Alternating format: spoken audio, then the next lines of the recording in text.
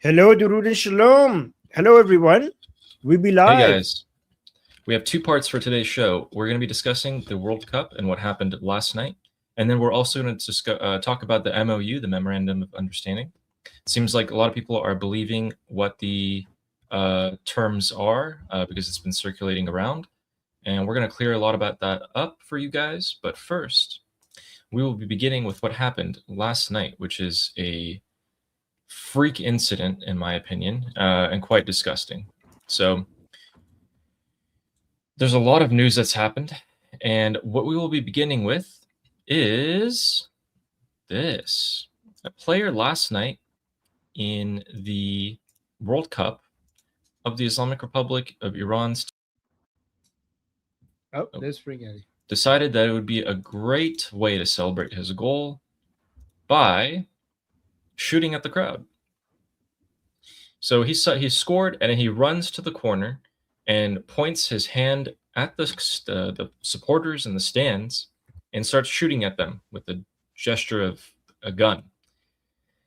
And this is quite interesting because just a while ago, the Islamic Republic massacred tens of thousands of Iranians, and this set the internet on fire, having people have to see this. So there's also videos of this, but what ended up happening with the World Cup is that this happened. The lion and sun flag has been broadcasted on Islamic Republic state media without them knowing. Flags and other such shirts of the lion and sun were confiscated, and all of the players of the Islamic Republic are the worst traitors possible. So I'm trying to find that video for you guys so you can see it here. Can we show it? Wouldn't FIFA come hunting us? Like, is that okay to show on YouTube? I mean, they haven't said anything about it, so I think Isn't I it think it's fine. copyright to show FIFA? Okay. Oh, is it? Wait, let me check with Gemini because Yeah, I while know you check. when it comes to the Olympics, if you show even the slightest like video of anything in the Olympics on YouTube, they're gonna come hunt you. They're like, okay, yep, your channel Really? gone, bye. Wow. Yeah, but I don't know if it's the same thing with FIFA.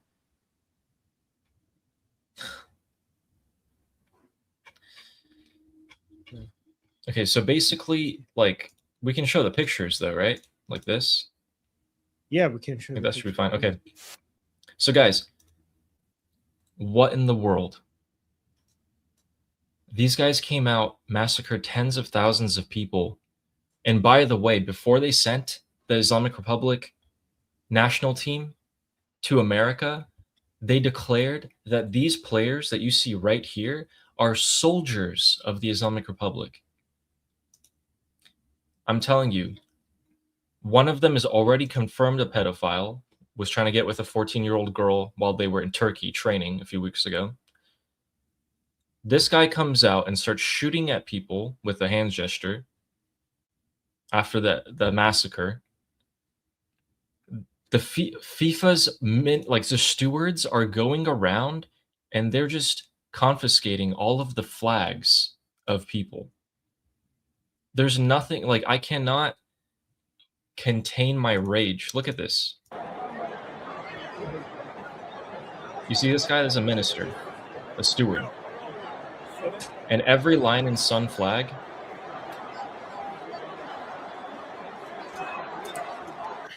that the stewards see, they come in and they just grab it.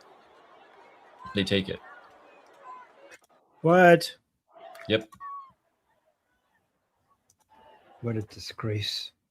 I know. But here, we did strike back a little bit. So before you show anything else, like regarding the let me just read this to you.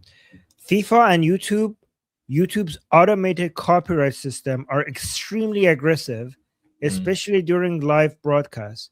Even just a few seconds of match footage can instantly trigger a content ID claim, which could immediately shut down your live stream and result in a copyright strike against your channel. So Interesting. don't show it. Okay, yeah. I won't show it. So since they were confiscating the flags, like you guys could see here, this lady decided that she would just simply wear the flag as her dress. Look at them. They're not letting us to have our flags. This is the true Iranian flag. And look at them. Look at this FIFA. Look at the FIFA. What is going on here? They're taking us. They take us our flag. They said if we don't surround our flags, they will kick us out of the stadium. Really? Yes, of course. So he's taking the flag now? Yes, he's taking our flags. This is the true Iranian flags. Yes, this is a true Iranian flags, and they take us from us. So tell me what happened. They came up to you and yeah, of course they came up to us and said, if you don't surround your flags, we're gonna kick you out. really? Yeah, of course. Why is it important for you to bring the Lion and Sun pre-revolutionary flag? Yeah, because that's a true flag. We don't support IRGC. We're not here to support IRGC. Brave. I like this woman. I like this woman a lot. Very brave. Very smart.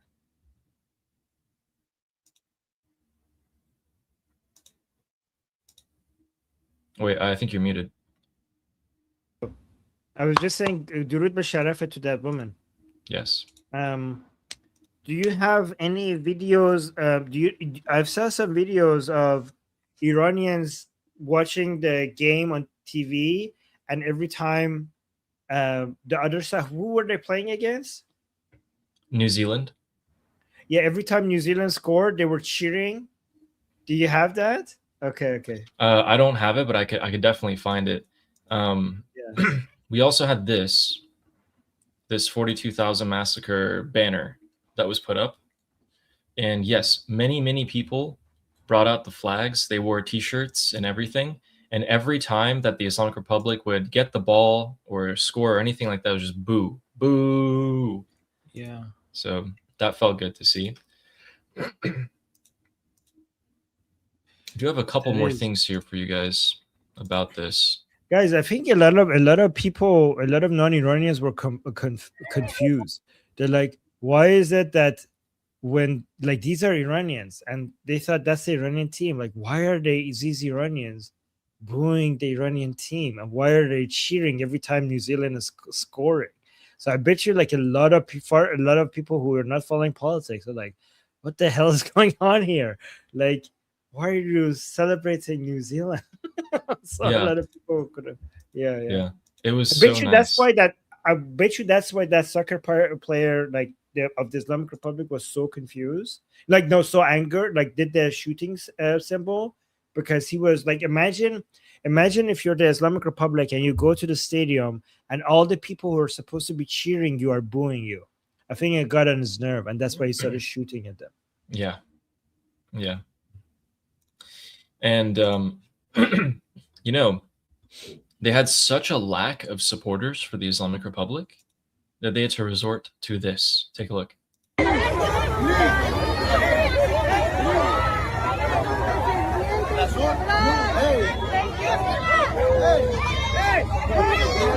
What is happening?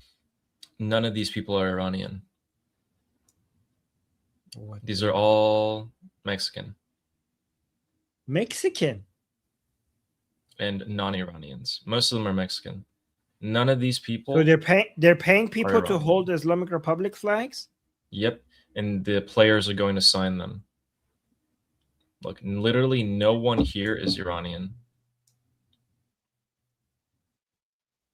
Oh my god. Not even Middle Eastern people. It's Latinos, Asian, couple white Americans. Yeah, that's about it. Looks like they got some pretty good money to show up here. So yeah, well, that's something we've seen before.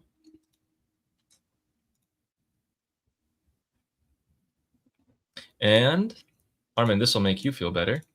Look, this is Islamic Republic state media. And look right there. Lion and Sun flag. Oh yeah. It's being broadcasted in Iran. Nice. Lion and Sun flag's right there.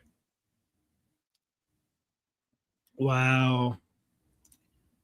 No. That's so embarrassing. Yeah. That's And not amazing. only that, there was a really weird thing. Like, let me copy this image address so you guys can see what I'm talking about. When I saw this, I was like, what is going on here? Look at that. Oh, Look What? at this. Oh, I know what's happening. I know what's Look, happening. So that's Israel. Yeah. Yeah. Can I guess? Go for it. So these are Islamic Republic supporters and like Palestine supporters, and that guy with the Israeli flag just Leroy Jenkins did and just went Yeah. into the middle of them with an Israeli Yep. flag. Yeah. Yep. Because he knew, because this guy's smart. He knows that the TV is going to pan over to the Islamic Republic flags. And when it would, he would raise up the Israeli flag. I like it. Yeah. See, we're That's smart. pretty good. That's good. Good job. Good job. Whoever that is, that's good job. Yeah, they're like, let's focus on there. And you're like, sure, let's focus on there. Look at the Israeli flag. That's good. There's also this. Line and sung right there with the Islamic Republic coaches and staff singing the national anthem of the Islamic Republic. So that was great. I think this was also shown. I don't know if it was cut out afterwards or not, but that was also cool.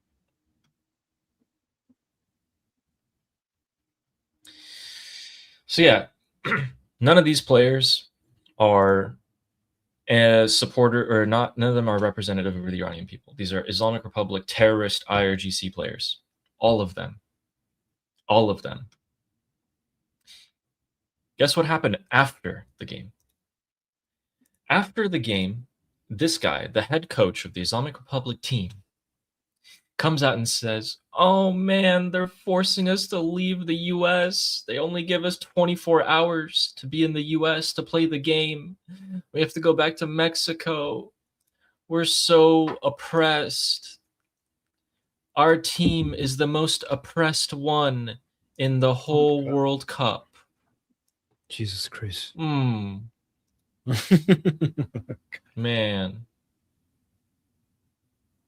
That sucks. Dang it. Yeah. Texas is saying, get out of my country. Yeah. Just, do you, what?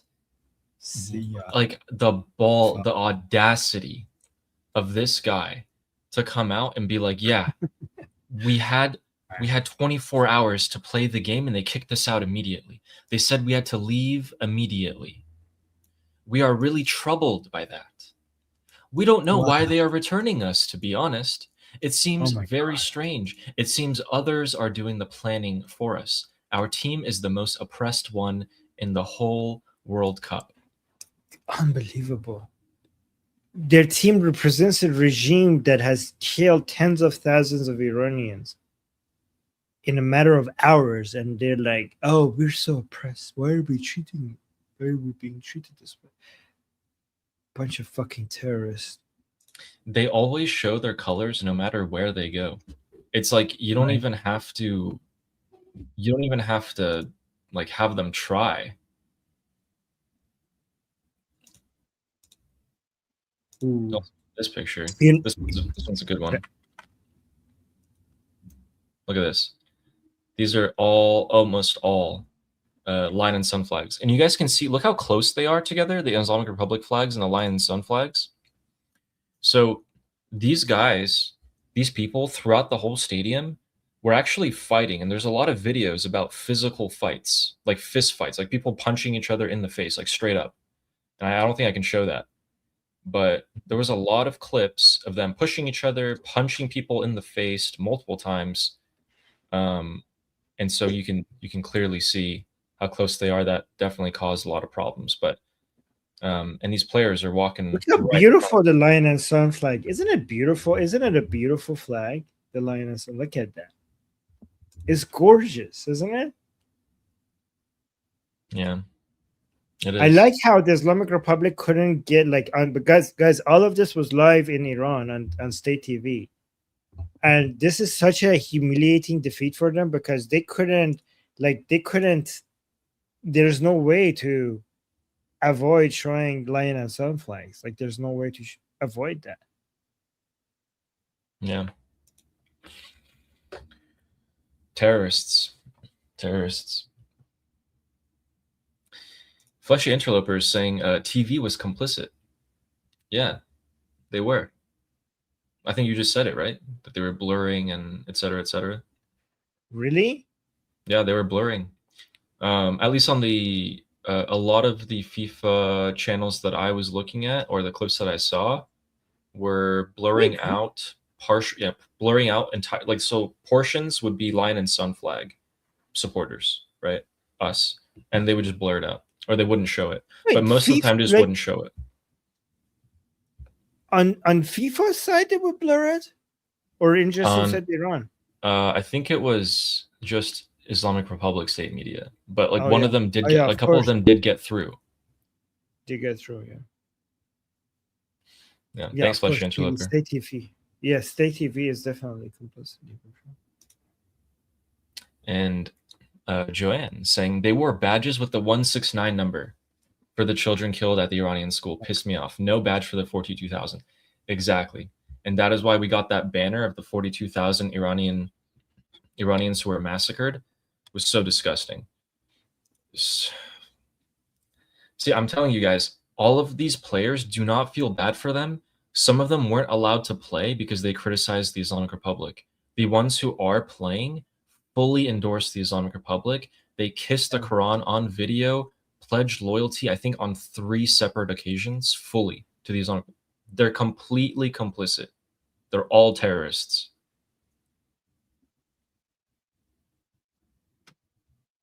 Fuck them. And Boboism saying, did Guy have a broadcast on Monday as promised? I don't know. Did he? Oh, I'll check with him. I think so. He had his segment on school. Oh, cool. Yeah, I think I'll double check with him. And so, guys, now that we've basically shown you guys what happened at the World Cup yesterday, we want you to know that this will occur again this coming Sunday, which is, 5 days from now, roughly, depending on where you live. On Sunday, the Islamic Republic play Belgium, and that will be a bigger match, and more people will be clashing with the Islamic Republic supporters. There was a lot of videos of outside the stadium as well, people cursing at each other, yelling, this and that. A lot of clips of a lot of clips of us, Iranian people, cursing out the players on the field. So like the goalkeeper, who pretty much has to stay in one spot the whole game, was getting cursed out the entire time. Obviously, I'm not going to show the clip of that because it's very colorful language, but yeah, they all deserve it. And I hope it did affect them in their game, and I hope they lose the rest of their games and go straight back to the Islamic Republic that they miss so much. Can I address something here? Juhader is saying they blocked me from sending super chats and took my crown away. Actually, Juhader, that's not a thing. You can't do that on YouTube. If you either get blocked, or if you're not blocked, you can send super chats. And he's saying that's what happens when they're coping. I think Juhader is now broke. He spent too much money on giving us super chats. And now he's still here and he doesn't have any money to spend anymore. So he's coming up with the excuse that we blocked him from doing super chats. That's not a thing, and that's not a thing. We can't block you from giving. We can either block you from the channel, and that's it. That's the only thing we can block. We can't let you be here and do super chats. But nice try, trying to sell your own cope as our cope. Anybody could look. That's not a thing that we have an option. There's no way for us to allow somebody be here, but take their super chat ability. Nice try. Keep coping. Amazing. I think Enoch's right. I think his mom's credit card is maxed out at this point, so it's not like he can't send any more money, and he's just saying, "Hey, been blocked. They blocked me. They blocked me even though I'm commenting right now." You should have thought about not maxing your credit card before you got to this point, but we're not buying it. Yeah. And Sarah is saying, love the Lion and Sun flag, and love you, Sheer Mags. Oh, I haven't heard that one in a while. Love you too, Shirzan. Shir Khahar. Shirzan. Thank you, Sarah. Thank you, And Sarah. Miss Hypnotic, who's saying the player who did the gun thing was deported back to Iran by the US. I didn't hear that yet, Really? Yeah. but I hope that's true. But here's the thing. They very easily could do that because they have to issue them visas every time they want to enter the United States, which is for every single game. So they could just simply not give him or delay it. I love the level of humiliation that they have to go through.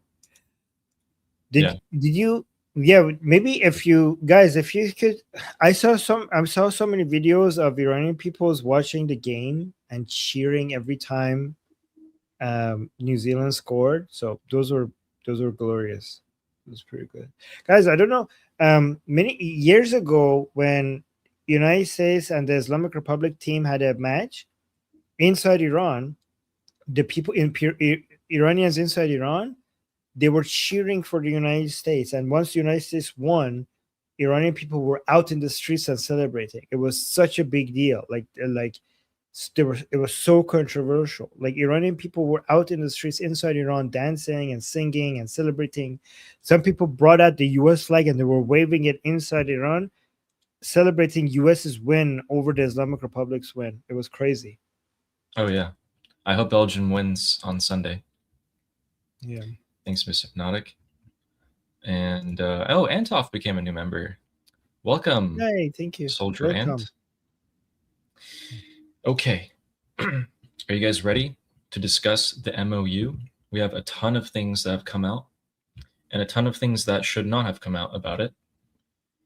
What are we going to start off with? We are going to start off with what we know. Mhm. So what we know is that Abbas Araghchi, the foreign minister, has confirmed who will be showing up to be talking on Friday. Ooh. به زودی امضای رسمی اون صورت خواهد گرفت. So soon, the official signing will take place. احتمالاً روز جمعه Probably Friday. و در محلی که مشخص خواهد شد. In a to be determined place. و همون روز دور جدید مذاکرات ایران و آمریکا برای رسیدن به توافق نهایی. Okay, I don't know why he's just rambling on. Okay, but basically, he goes on to say that Ghalibaf and JD Vance will be signing. He We got the doesn't confirmation. he doesn't sound happy. He doesn't No, sound he happy. isn't. I mean, this guy got dragged through the mud, right? He's his people shouting for his death in the Islamic Republic. And yeah. He Poor should guy. next time he's outside Iran, he should ask for asylum or something. I think. Yes. Like he's in danger. Yeah, I mean, I feel like he should stay in Iran. I think he'll be safe. Hopefully. You know what would be the best thing though, Ali? The best thing is for President Trump to arrive, like be there, right? I'm like, surprise, motherfuckers. Yeah. And then you're like, we're not doing a deal. This would be the most beautiful thing. It's not gonna happen, but it would be so beautiful. President Trump, like, you need to shake my hand. We're gonna take a picture. And both of you are gonna shake my hand before we sign this. And we're gonna video that. We're gonna take pictures. And yeah. Wouldn't that be the best thing?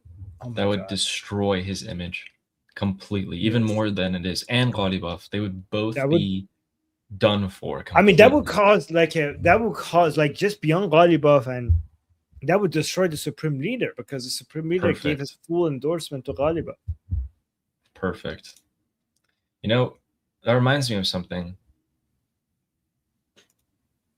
Reminds me of this. Right? Mojtaba waking up in the hospital bed. Did we win?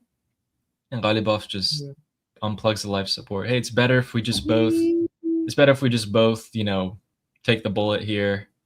You don't even want to know what's been happening for the past few months if you just woke up. And are you guys ready to be annoyed? Anyone ready?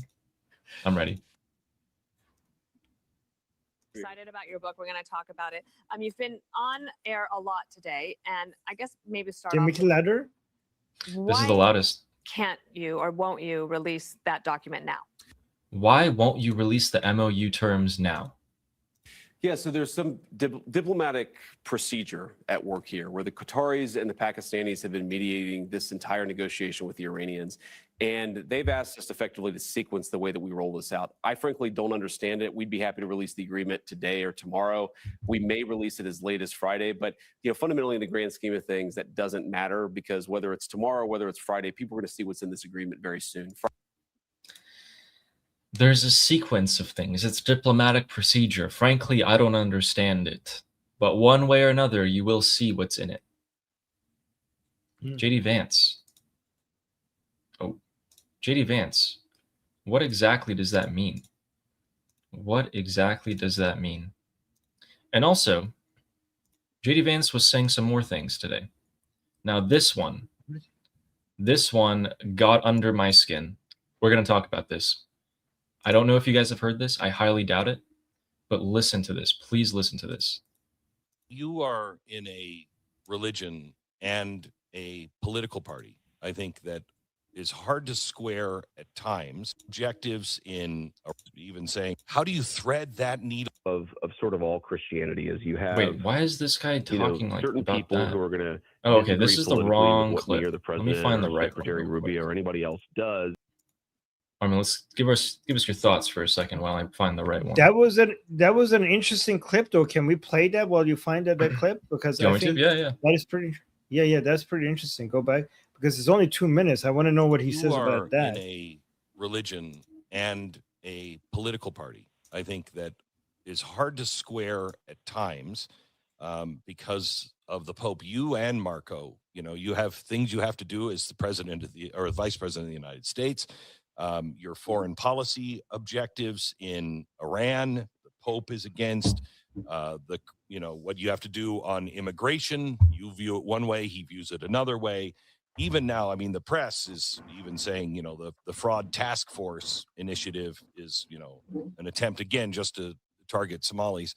How do you thread that needle with the Pope, a guy who seems to not appreciate what you believe politically, and yet he's your spiritual leader?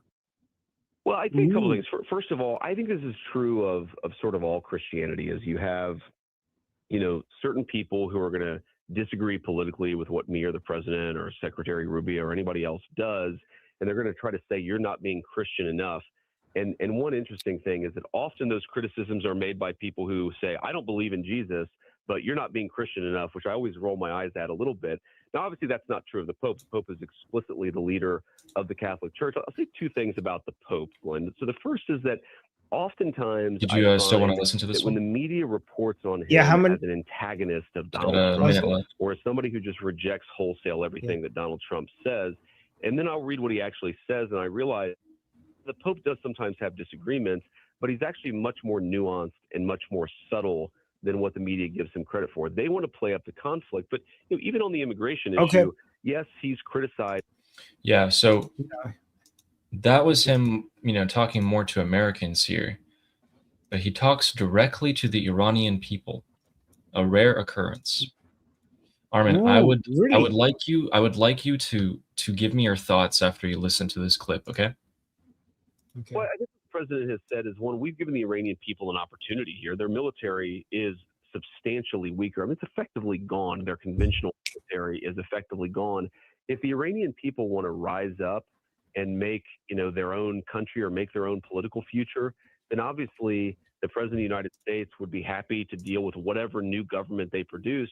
But we're not going to force that on anybody. I think this is what is fundamentally different from Trump's foreign policy compared to, Barack Obama's or George W. Bush's is we will empower people on the ground who yearn to breathe free, but we're not going to force them to do what, we're not going to force them to elect their own government. What we're going to do is pursue our best interests. And what did the United States want out of this? We wanted an Iran that didn't have a nuclear weapon. We wanted an Iran that had a conventional military that it was not able to threaten its allies in the region. And that's what we got. And so the president is saying, we accomplished what we wanted to accomplish. We accomplished what we needed to. I think it's actually a great virtue and wisdom of the president's foreign policy that he's now saying, you know what, now we're going to go do something else that's not related to our core national security objectives. He's saying, we got what we came for. Let's negotiate with these guys to see if they're willing to change their behavior. And if not, we still got what we came for fundamentally. What do you think? Especially about this first 5 seconds.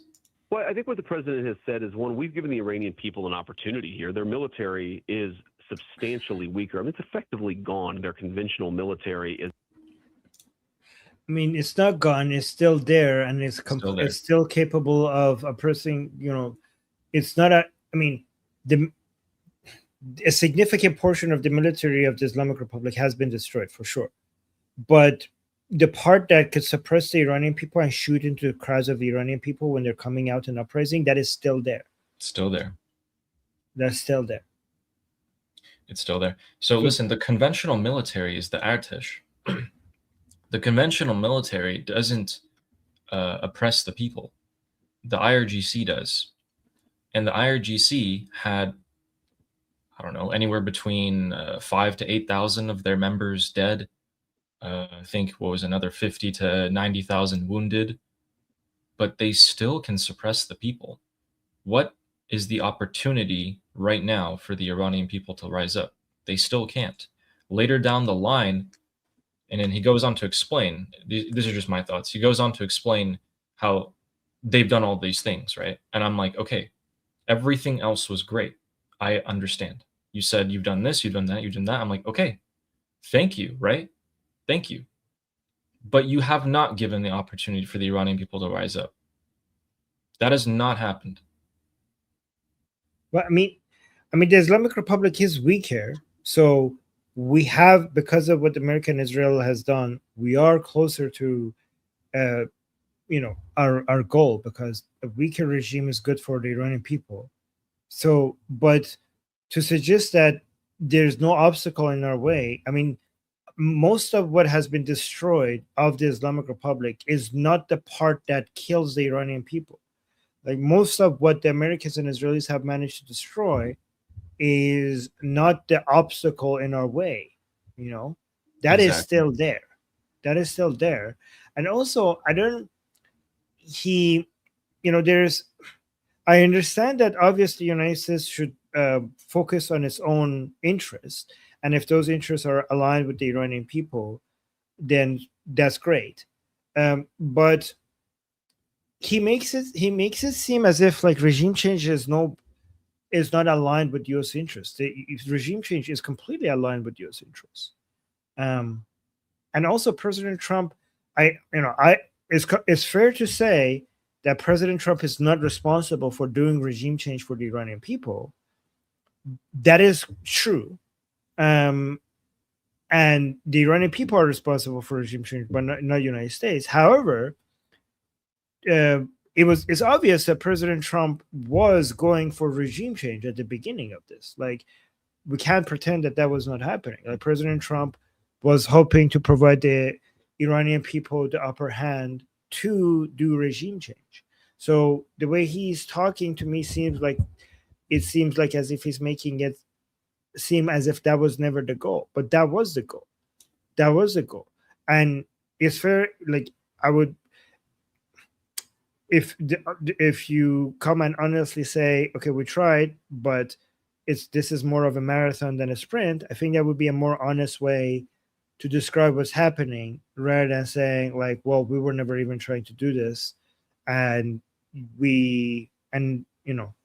now the Iranian people have the opportunity. We're closer. I accept that. We're closer, but we're not there yet.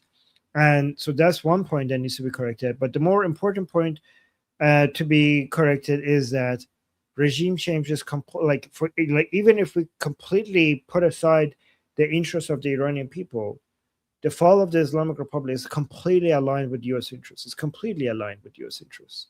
And I think that should be more. And I think somebody like Rubio would have acknowledged that. Yeah. And then listen to this next part. Is effectively gone. If the Iranian people want to rise up and make, their own country or make their own political future, then obviously the president of the United States would be happy to deal with whatever new government they produce. But we're not going to force that on anybody. I think. But we're not going to force that on anybody. JD Vance, you don't have to force it. You never forcing it. The Iranian people were doing it. We are doing it. What do you mean force it on us? What's being forced, like what we chose next, is not going to be forced upon us. This regime is being forced upon us. So I think a more accurate language would be, we're not going to do it for anybody else, right? We're not going to do it for anyone else. We might help, but we're not going to do regime change for anyone else. But the use of the word force doesn't make any sense here, because the only thing that is being forced upon us is the Islamic Republic. Exactly. Yeah. See, Texas would be Texas saying, he's saying they wouldn't orchestrate regime change. That would be a better that would be the better choice of words, though. That would if that would be more accurate to describe it that way. The use of the word force goes against what the what the agency of the Iranian people would demand. Nothing. Yeah. And while they do all of this with the Islamic Republic, as they're trying to sign this memorandum of understanding, Prince Reza Pahlavi is coming.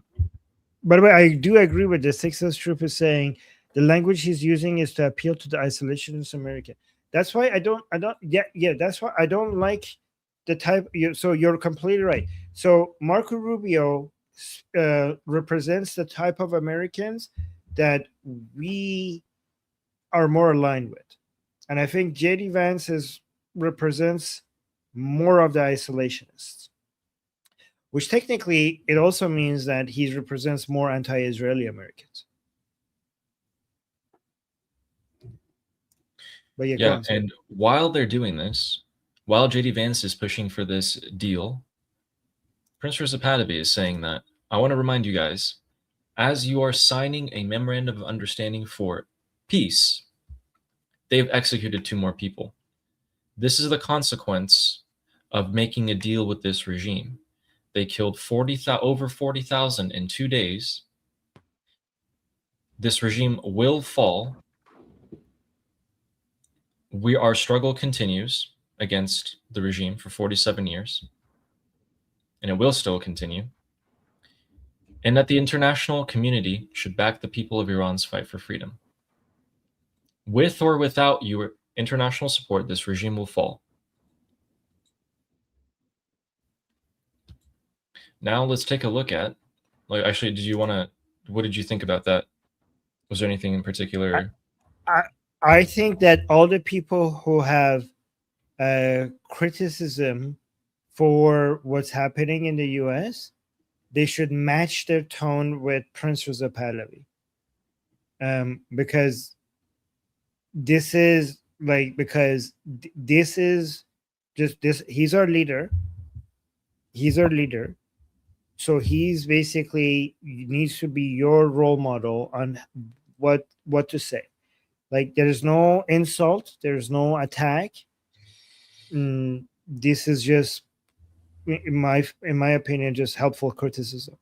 And so I think we have a lot of people here in our group that don't like what's happening, in the U.S. with the politics of the United States with regards to the Islamic Republic. And if you're Iranian, don't go further. Match your tone with this. Match your tone exactly with what our leader is saying. Yes.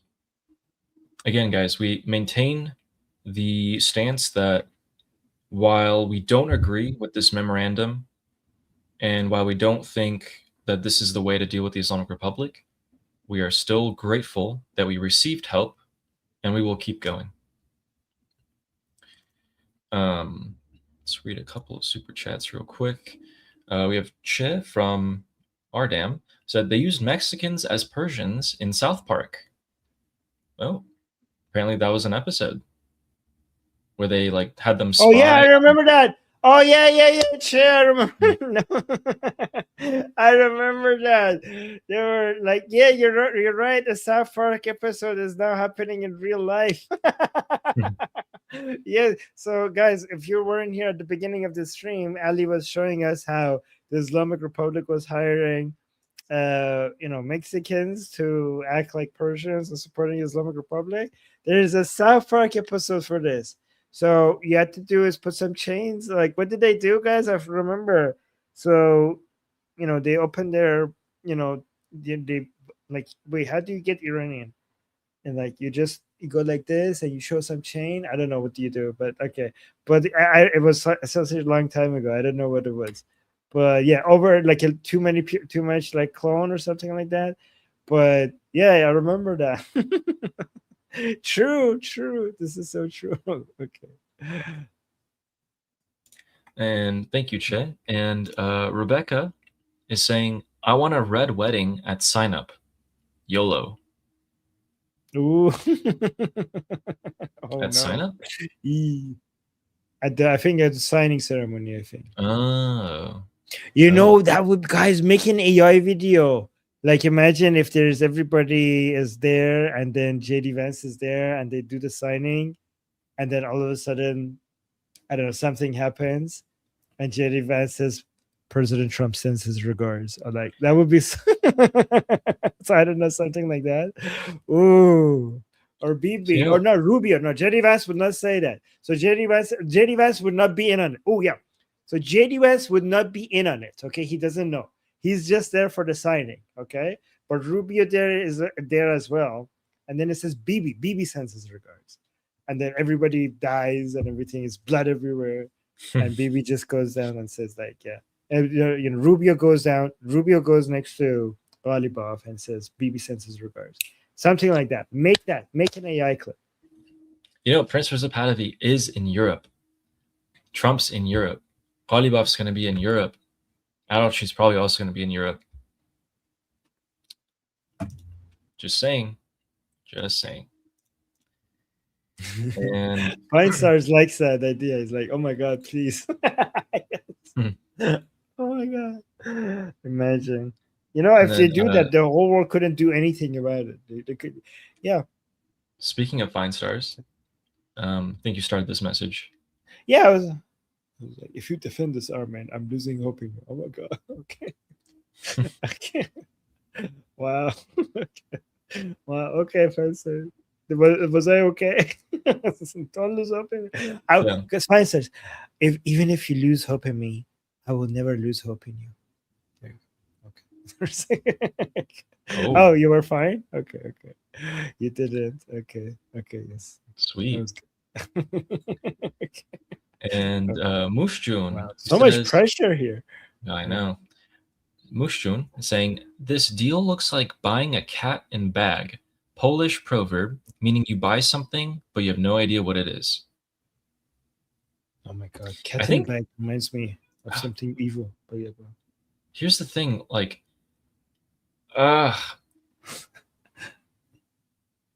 the director of the CIA, Hegseth Rubio, pushed Trump not to do this. Witkoff, Kushner, and JD Vance pushed Trump to do this.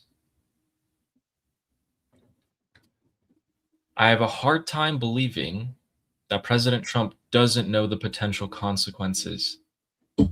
Everyone is saying that they can't trust the Islamic Republic. So I am still waiting to see what the memorandum of understanding terms are.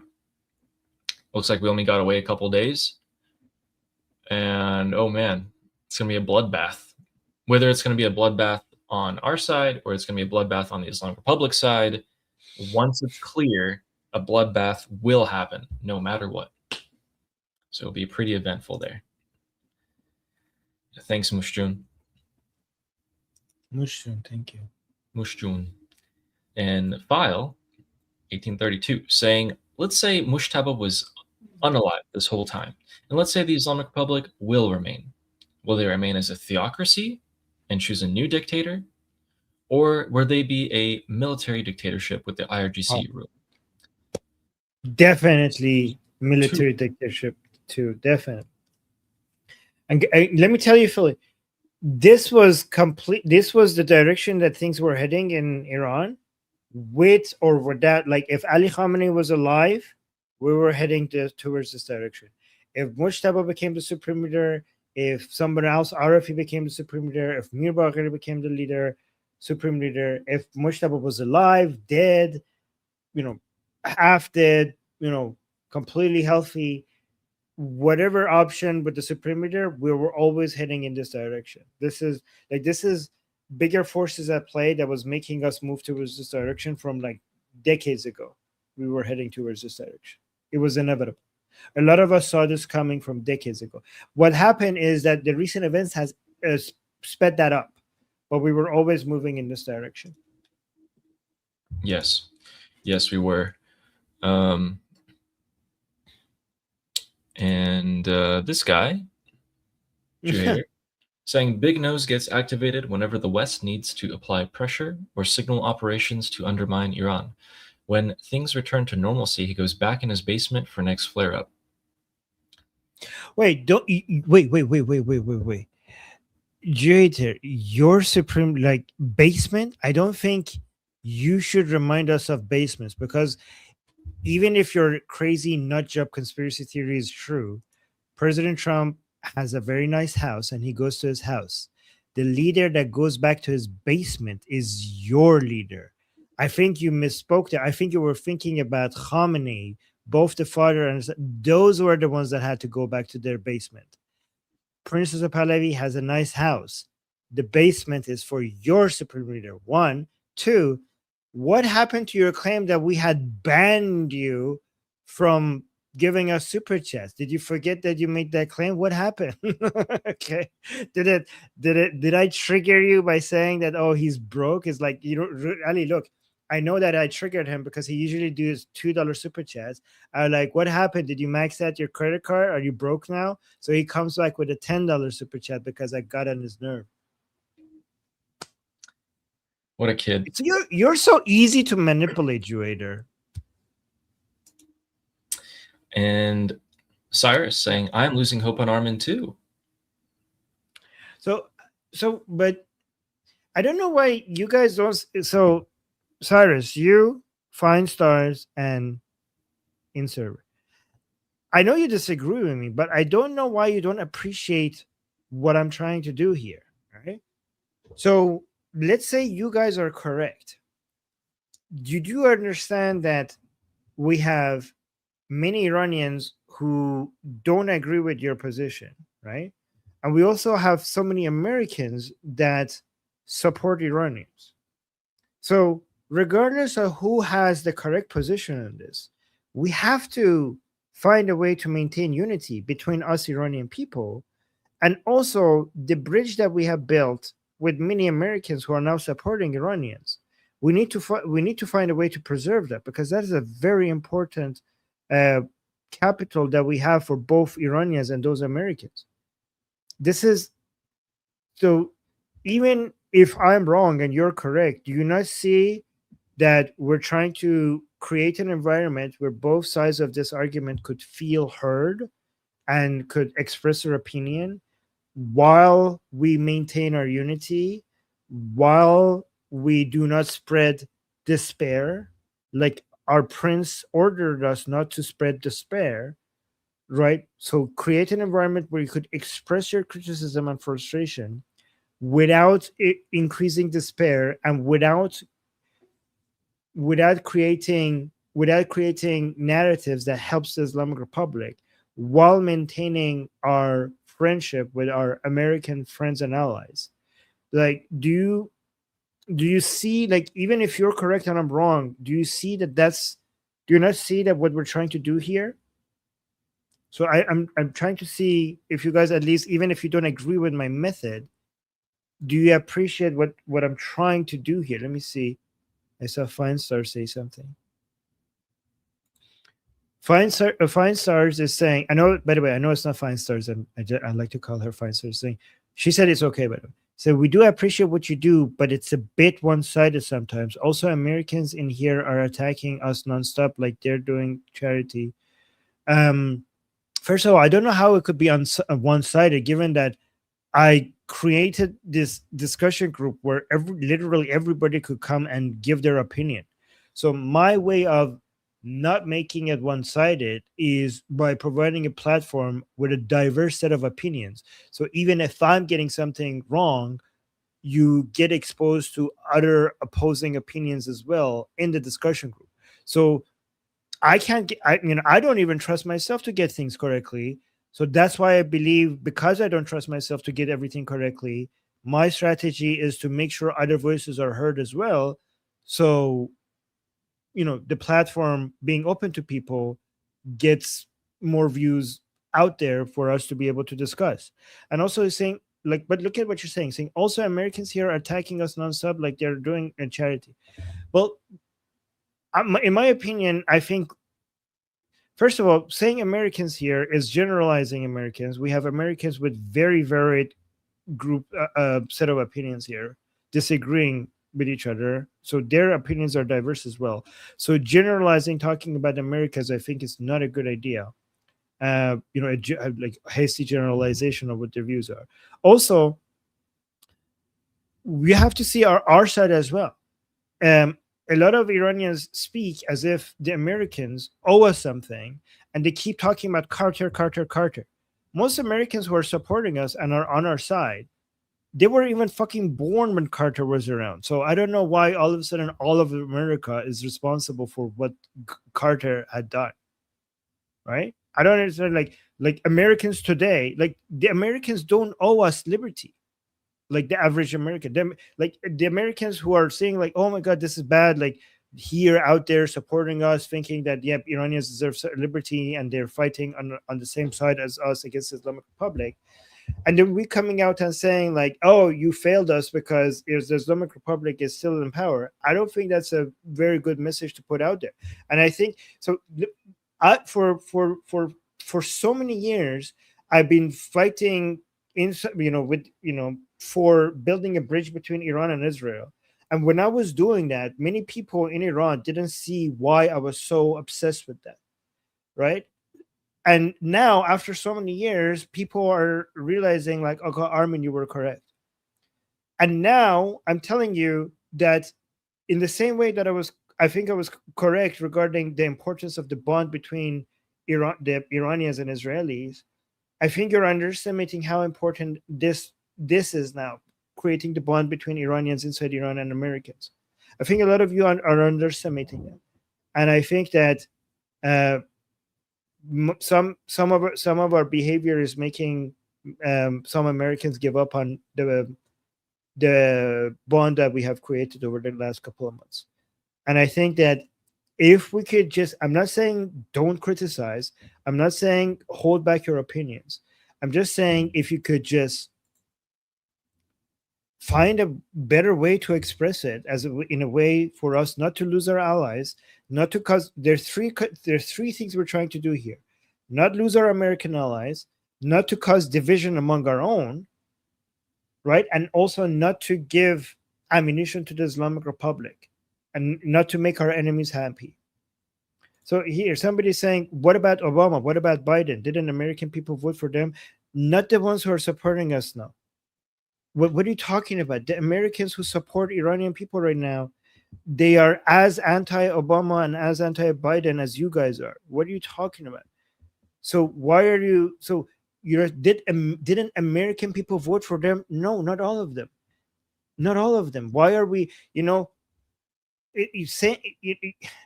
Looking. This is very unfair to look at America as this one monolith. You're saying, didn't Americans vote for Carter? Americans also voted for Nixon. Nixon was pro-Shah. Do you not appreciate that Nixon was pro-Shah? Do you not appreciate that Reagan was pro-Shah? Do you not appreciate that? And no, not Americans voted for Obama and Biden. The ones who are on our side did not vote for Obama and Biden, and some of them did. Look at this. You're saying, Armin, Armin, you are just saying selective info. Am I saying it's selective info? You're acting like all Americans are behind Obama and Biden. You're giving selective info. I'm providing you the context. Anyways, let's move on. Yeah. And I'd like to show you guys one more clip. We have a lot of really good things for you guys here. And I'm going to start off by showing you guys another clip from JD, which was, there it is. Okay, so a rare occasion, we have the name Reza Pahlavi mentioned. Of 95 million people, where again, the President of the United States never said that his goal was to install Reza Pahlavi to become the new leader of Iran. What he said is, if the Iranian people want to rise up, great. That's their business. That's between them and their government. What we want is a cessation of their nuclear program, either through diplomatic means or through military means, as he ultimately went down that pathway. Oof, tight line you're walking there, JD. Tight line. You know, as I do appreciate the fact that it's pretty much established that the alternative is only Prince Reza Pahlavi, right? Like the fact that right. So that has been 100% established. Like the fact that, I mean, the fact that JD Vance is saying like, oh, Prince Reza Pahlavi, like, okay, so it is complete. Like this is, I know we might disagree with what he's saying, but this is the highest level of U.S. government acknowledging that the only opposition to the Islamic Republic in Iran is Prince Reza Pahlavi. So there's that at least. Do you agree with like this silver lining that I just told you? That is a pretty big deal in my opinion. I don't know. We weren't here 1 year ago. We were like, guys, a lot of like, oh, he's saying this wrong, he's saying that wrong, President Trump is saying this wrong or that wrong. Guys, 1 year ago, if I told you JD Vance will come out and say Prince Reza Pahlavi, you were like, what? Like, what? Like, this is so much growth. Like, guys, 1 year ago, the vast majority of Americans, including American politicians, didn't have any clue who Prince Reza Pahlavi is. And now we have the vice president mentioning Prince Reza Pahlavi as an obvious, in a way that makes it obvious that the only opposition is Prince Reza Pahlavi. This is progress, in my opinion. Yeah, my problem isn't him saying that about Prince Reza Pahlavi. It's the second part. So let's listen to this again. Million people, where again, the President of the United States never said that his goal was to install Reza Pahlavi to become the new leader of Iran. What he said is, if the Iranian people want to rise up, great. That's their business. That's between them and their government. What we want is a cessation of their nuclear program. If the Iranian people want to rise up, it's between them and their government. So people have issues with him saying that. Personally, I have issues with him saying that because of this. What did he say wrong? Because, oh yeah, okay. So remember this. I mean, everyone remembers this, right? Take over your institutions. Help is on its way. When Donald Trump said that, like, I'm just saying people have an issue with this. When Donald Trump said this, everyone got really hopeful, right? Did not mean that the U.S. was going to come do it for us. I don't like that JD is saying that it's like, listen, right here. If the Iranian people want to rise up, great. That's their business. That's between them and their government. Great. That's between them and their government. That's what I don't like. I don't like that. Why don't you like about that? That doesn't contradict what President Trump said. He said that we're not going to come install, which they shouldn't. It should be the Iranian people who do that. I completely understand. They should not. You're completely right. They should not be endorsing Reza Pahlavi at that time. If they want to go forward with that in the future, I think it's a great option. But they're not there to install Reza Pahlavi. It's always our job from the beginning to the end. However, the wording at which he says it is very much pandering back to the isolationists and is not very friendly to the Iranian people. And so my emotions are like, why are you saying that, JD? That's very, like, do you not understand that we rose up? Do you not understand that we tried everything we do and we still got killed? At the same time, my logic dictates that it's not JD's job to do this for us. In fact, their administration helped us more than anyone else.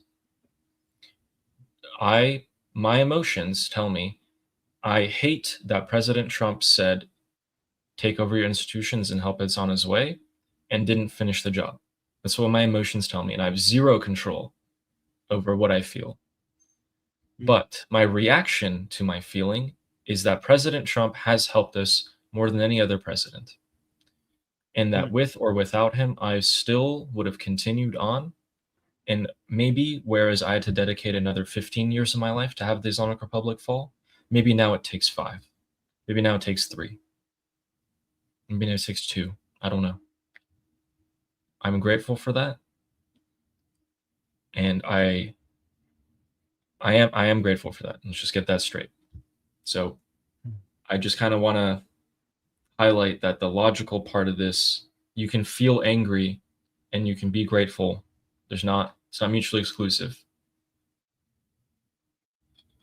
I really appreciate how you could observe your emotions and not deny your emotions, leave room for expressing your emotions, and then also logically evaluating them separately from your emotions at the same time.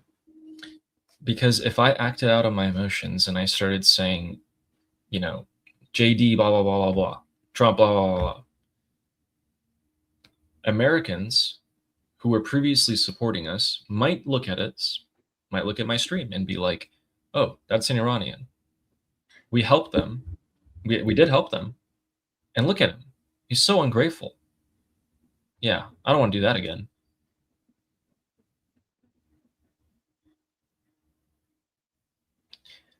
This is bigger than me. It's bigger than me or people in the chat. Like, if you would like to criticize, please criticize. If you want to feel angry, feel angry. But if you're hating on JD and Trump and Witkoff and Kushner and all of these people, is bigger than me and you. My point is that the people in Iran are being done a disservice by you directing your anger at these people. It does not serve them at all. It does serve them if you keep on doing what you've been doing for the past few months. That is why, no matter how angry I will feel or how badly my mood is ruined every morning when I wake up and check the news, I will still do what I need to do.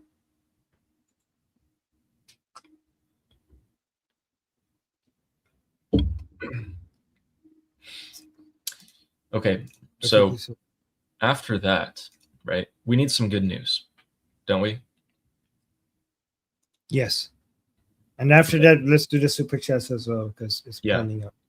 Let me just real quick. People are saying, just want to see people's general thoughts about that.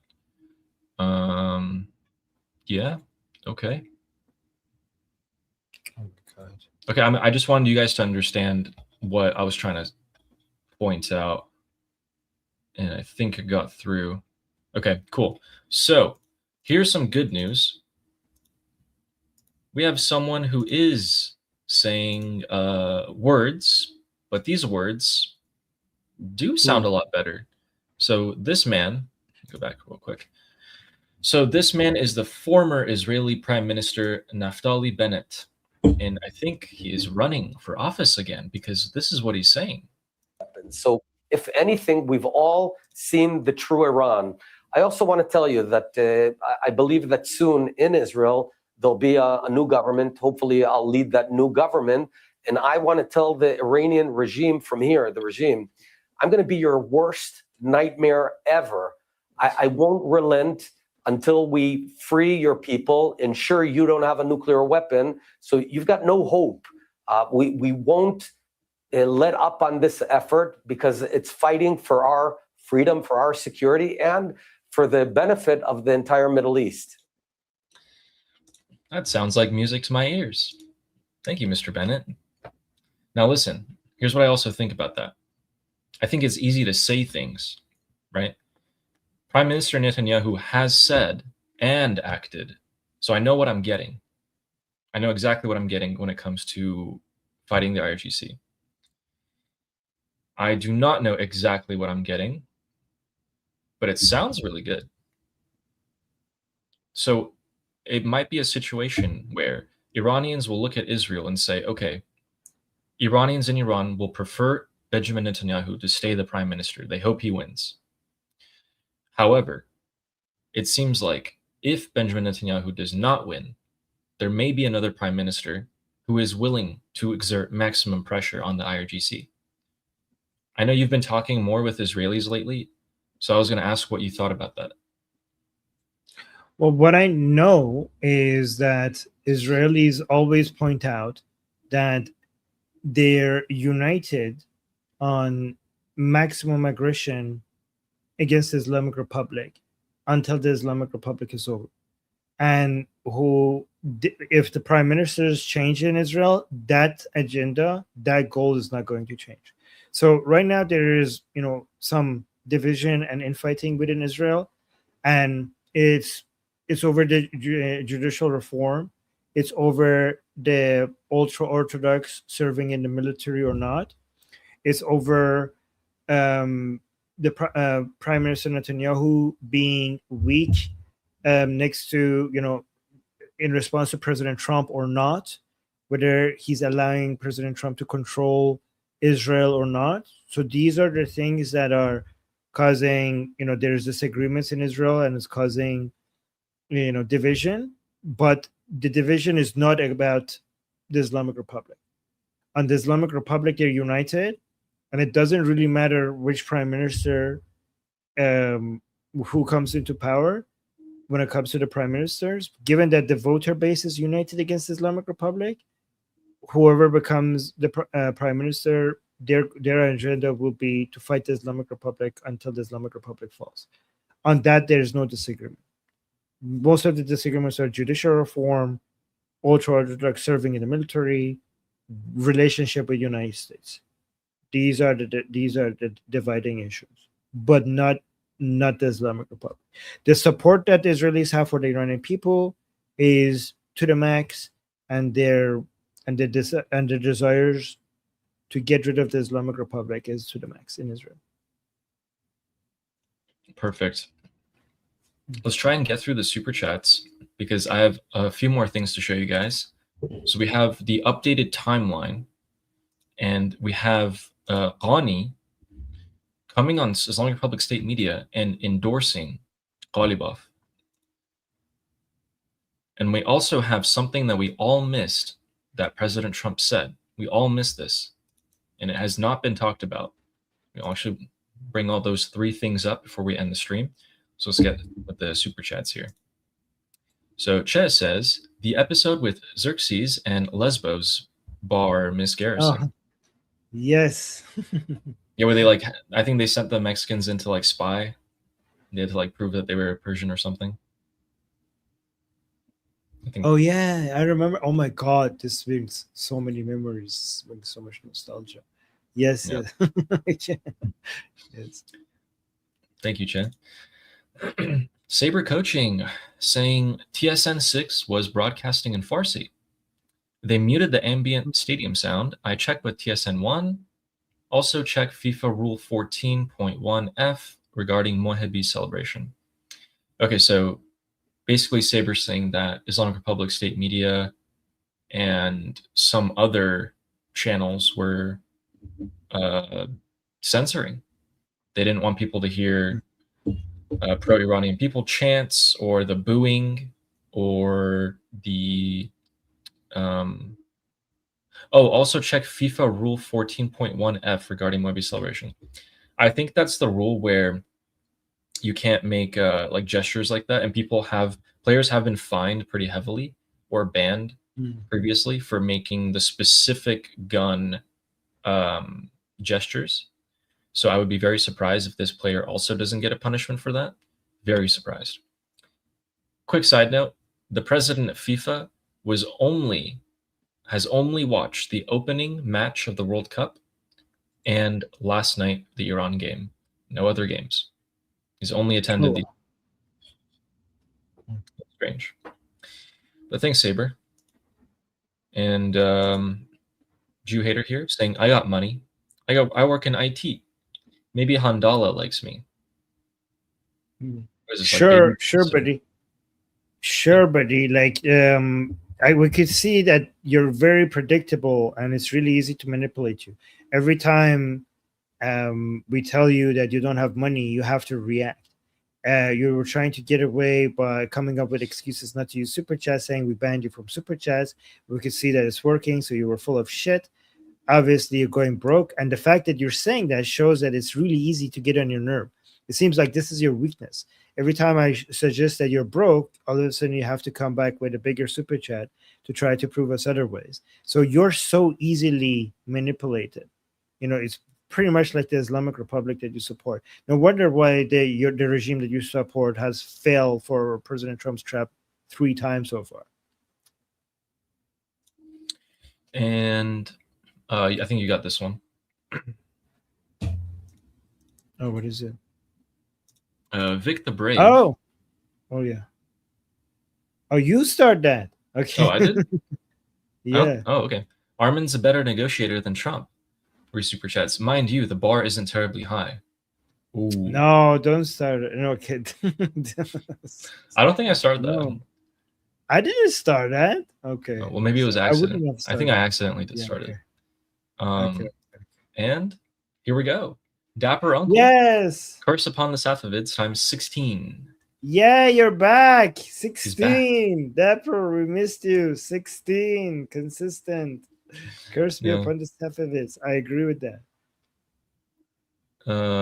Some people are saying that player who did the gun celebration has been deported.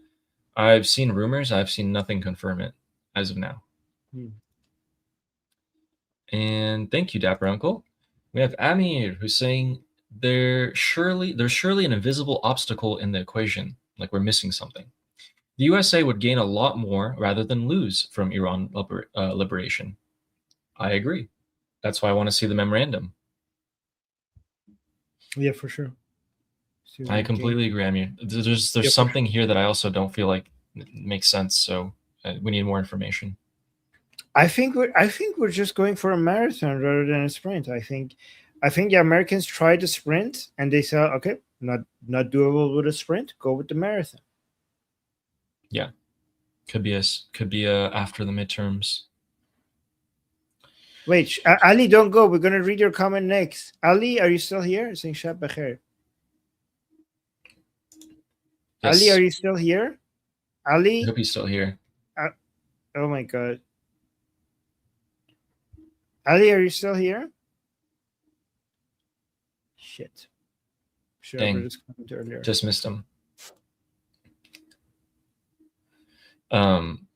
So Ali's saying, you said on the first day that people stay. Oh, sorry, what was that? No, I'm sad that he's left because I was gonna talk to him. I was gonna try to make him feel better because he's feeling very stressed out. He's inside. Ali is inside Iran, and it's really shit. He left. He's inside Iran and he's stressing out. Let me tell him to come back. Okay. I have a telegram. And John here saying he lives rent-free in their head. Who?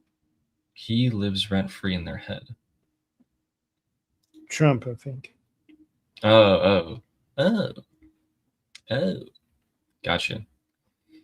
People said he's back. He's still here. He's still here. Oh, okay. Okay. All right, let's read this comment. Okay. Is Thanks, still John. here? So Okay, Ali was Ali saying, is he's very, but let me give you context. Ali is very, very stressed out and dealing with anxiety over the fact that the Islamic Republic is still around, and he feels like he's been abandoned, like they have abandoned us. And he was so yeah. Read his comment. So.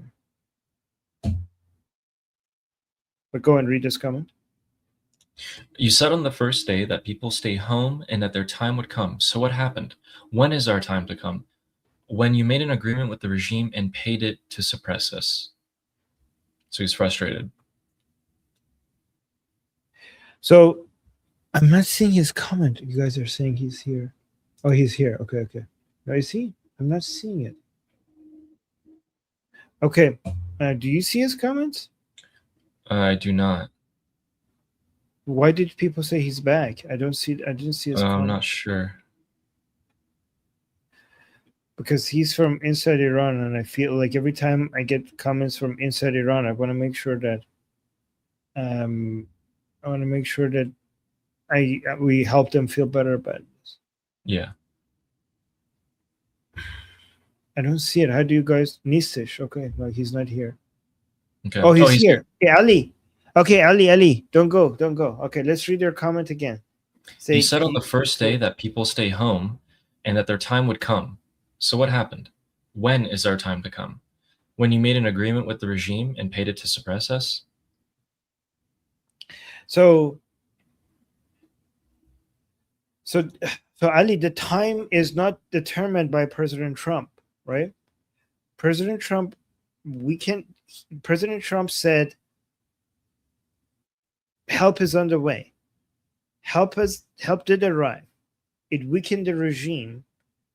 It didn't weaken the regime to the point where it was safe for the Iranian people to come back out again. Right? Oh, he's saying thank you. Yeah. Let me know let's talk, Ali. Okay. President, that day has not arrived yet. President Trump didn't give us a time regarding when that day will come. Right? Given that day has not arrived, given that just because that day hasn't arrived yet, that doesn't mean that it will never arrive. That day will arrive. Like President Trump said, it will be a day, like it was clear that it's about a day in the future, but he didn't give us a time frame. It could have been in the next 2 days. It could have been in the next month. It could have been in the next year. It could have been in the next 2 years. Ali is saying he forgot his words. He said help is on the way. Did help not arrive? Did the help that arrived not weaken the regime? It did do that. Like, what were the exact words? Help is on the way. That was not a lie. He said for the stay home. Our own leader, Prince Reza Pahlavi, told us to stay home because the assessment was based on whether or not, if we come back out again, are we going to see another massacre like we saw it in early January?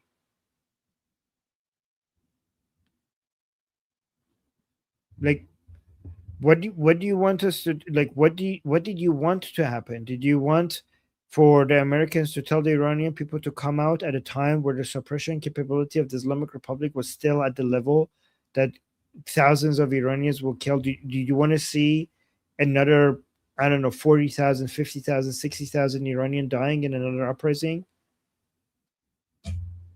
Yeah, so help arrive. Thank you, Trump, for life.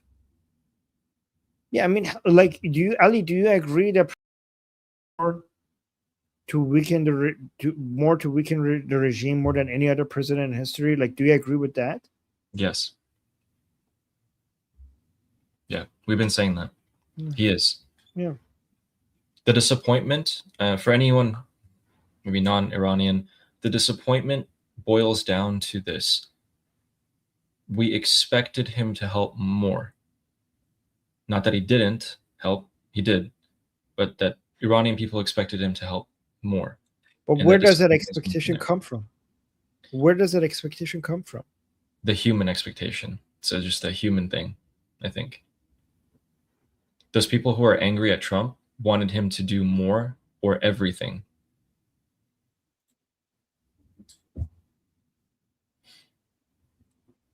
Especially like that post, like that Truth Social post. Like things like that raise people's expectations.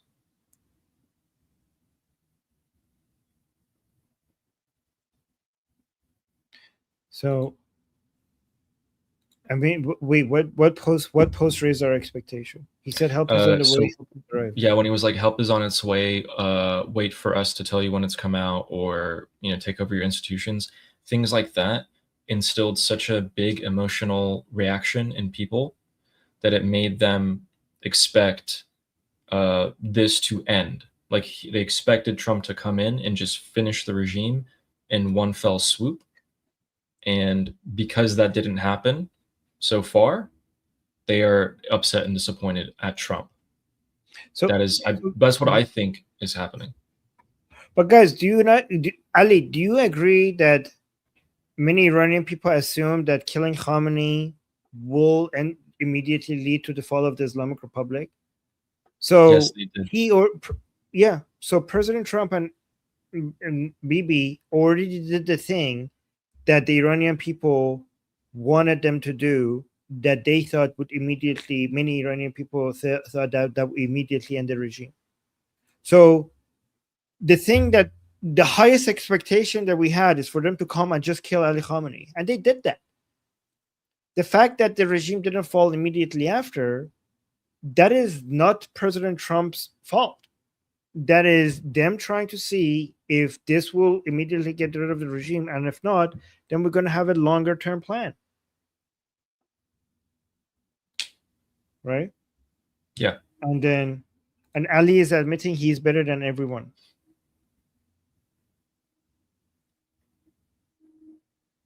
Yeah.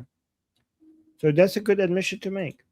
And by the way, Ali, I don't blame you at all. Like, I don't think your frustration is unjustified. Like, it's been all your life. Like, I know it has been all your life. Like, the Ali inside Iran that we're talking to right now has never experienced freedom. I don't think, like, a lot of Americans watching us, and they might think like, oh my God, why are these people don't understand that this takes time? I want the Americans and other people watching us from outside and seeing the Iranian people frustrated understand that somebody like Ali inside Iran has never experienced freedom. And he's wondering if he's going to die without experiencing what it feels like to be free. And guys, it's not like with social media and with social media and being connected to the whole world, it's not just about not being free. It's about not being free and watching the rest of the world be free.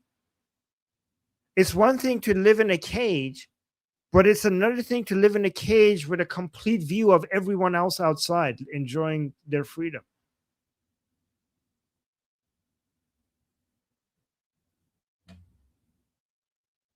So if you say like, oh my God, why these Iranian people are upset, they need to be more patient. It's really easy to say that from the outside. It's really easy to say that from the outside.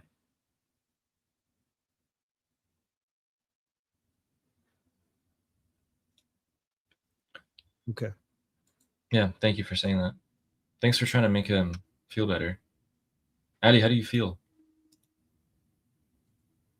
He's saying, I think Trump plans is choosing Ghalibaf and have him money. He forgets his words about our time comes to get back on the street. That's how it might appear. I can see what you're saying. But even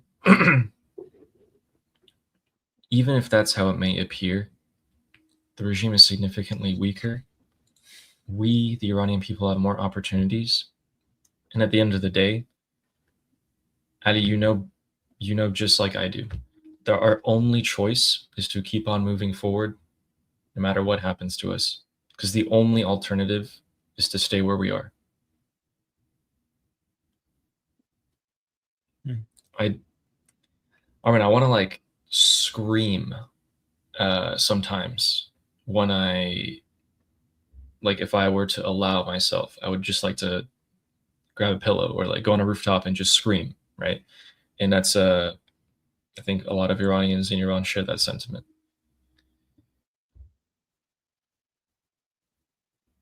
But let me wait. This is the important part. Just so everyone's clear. I want to go scream out of frustration, not at President Trump. I want to go scream at frustration at how these mullahs are not leaving. No matter how much you beat them down, any sane government in the world would have left and capitulated and surrendered by now. They're the only ones that haven't done that, and they will never do it. There is no other alternative to getting completely rid of them, and it is so difficult to uproot these parasites that latched on to our beautiful country, took all of our resources and all of our people, and turned them from what it was into this. I want to scream. And that is just, it's just not even enough.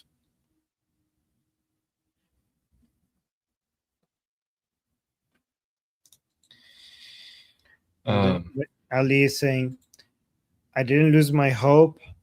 I'm just mad and angry at everything. And then Ali is also saying, I have hope because I don't have any choice. He's basically saying he needs to have hope because he doesn't have a choice not to have hope. Yeah. And he's also agreeing with you, by the way, saying, yeah, there. Yeah. Okay, so listen, we have the super chats and we also have that timeline. Remember when I brought that timeline up? Yeah. Okay. Did you want to take a look at that for like maybe 60 seconds real quick, just to kind of get our bearings for what's going on? All right, guys, listen. Yeah, go on. No, just wanted to say, Ali, thank you you could go sleep now. I know it's late. Just wanted to say I appreciate that you shared all of that with us. I think it was important. Okay. Thank you. So, guys, we got February, right? February 6th, we started the negotiations. Then we started Epic Fury and Roaring Lion. Ceasefire negotiations of the MOU started April 6th. It is now June 16th, so it's been over 2 months. And we are currently here where the World Cup has just started. So this is June. So this, if you just look from here down, right? This is all June. We're right here. World Cup just started. We just had the UFC thing, G7, and officially Dust Storm season in the Middle East has begun. And here we are. We're right here. So what's next? Well, in the month of June, seems like these 60-day technical negotiations are going to continue. And then the World Cup and the main USA 250th birthday, which is going to be July 4th, is also going to be happening. Trump is going to be in Turkey July 5th to the 9th, and the World Cup will be ending in July 20th. So from July 20th onwards, you pretty much all you have is just negotiations and then the midterm. So the negotiations are supposed to end about a month and a half before the early midterm voting begins. The actual midterms are November 1st. So we're about 5 months away from the midterms right now. That's what we're looking at.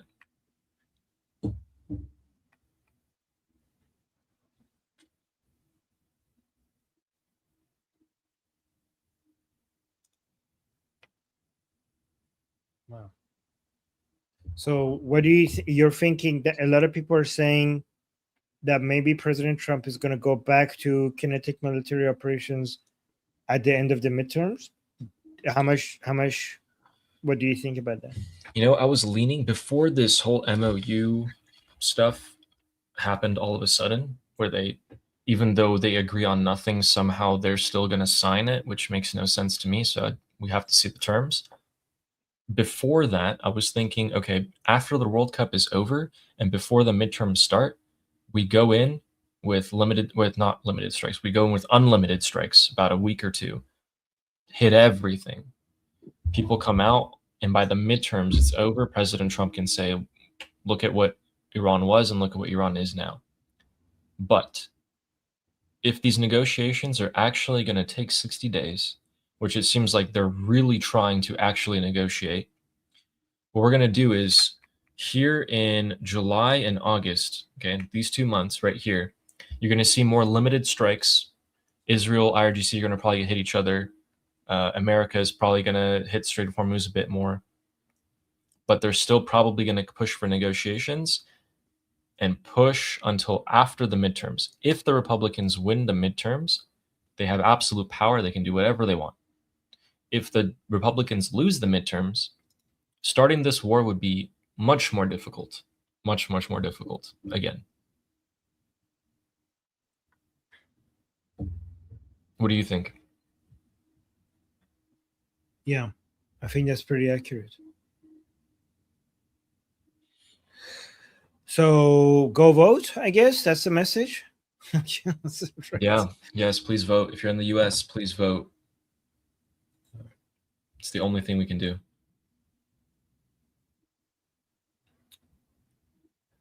Yeah, we're gonna have a lot of political. When we get closer to the midterms, the things are gonna.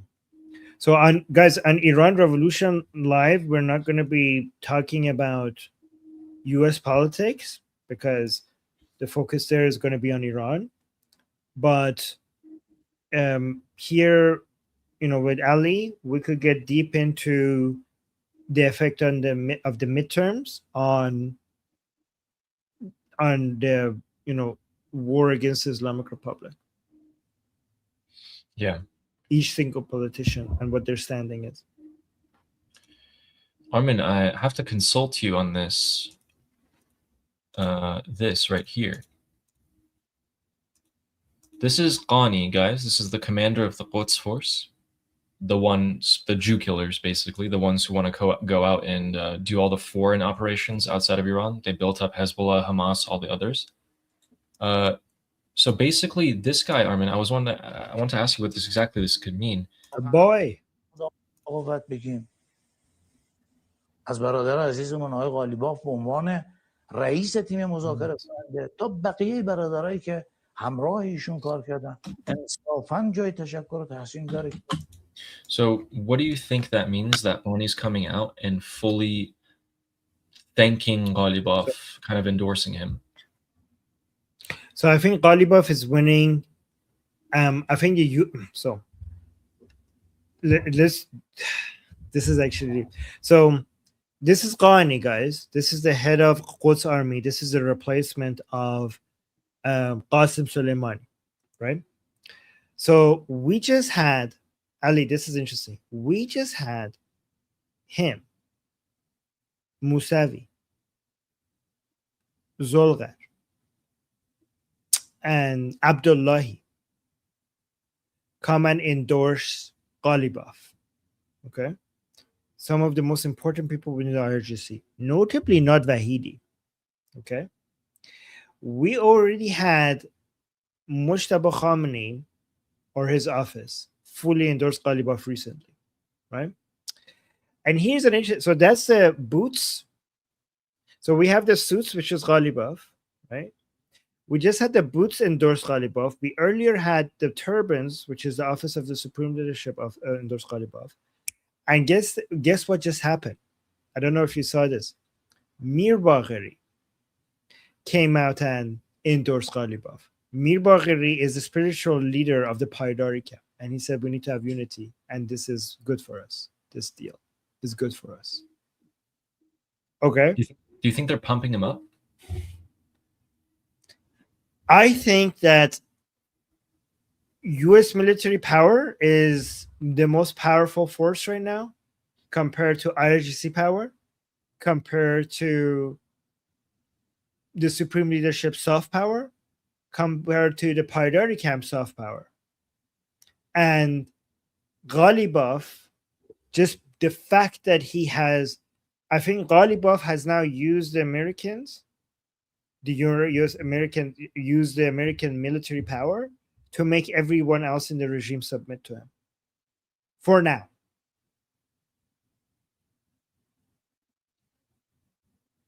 And it wouldn't be too bad for them to endorse him because he's the main proponent of this deal.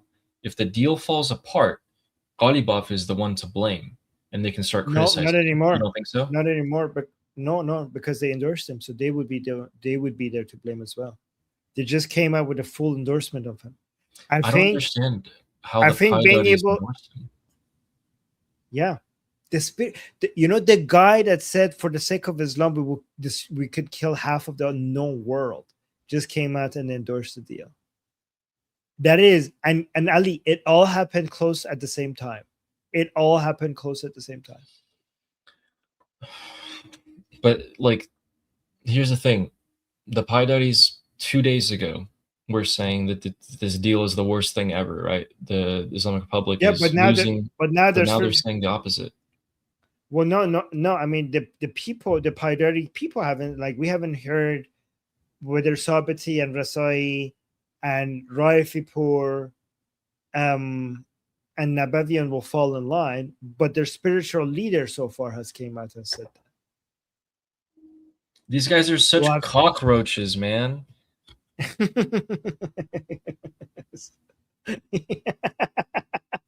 I understand what they're doing now. They're so they're just roaches. Like, you stamp on them, it's so hard to actually can kill them. Yeah. For survival, they would do anything. You just completely go back on your oh my god, they just completely backtrack.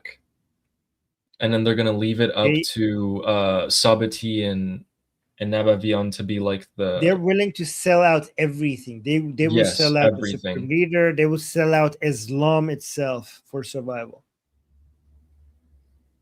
So is Sabati and Nabavian, are they gonna be like the false opposition now to this?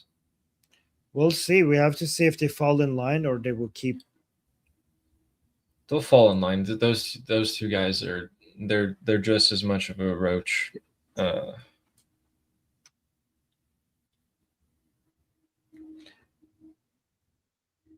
It's interesting because they didn't go with the strategy of throwing Pezeshkian under the bus. They went with the strategy of fully endorsing the deal.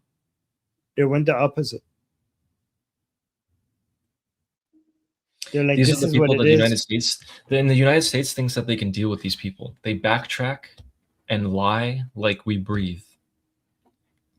There is nothing in 47 years that makes you think that you can trust anything that they say. Nothing. Yeah, they have zero principles. Zero principles.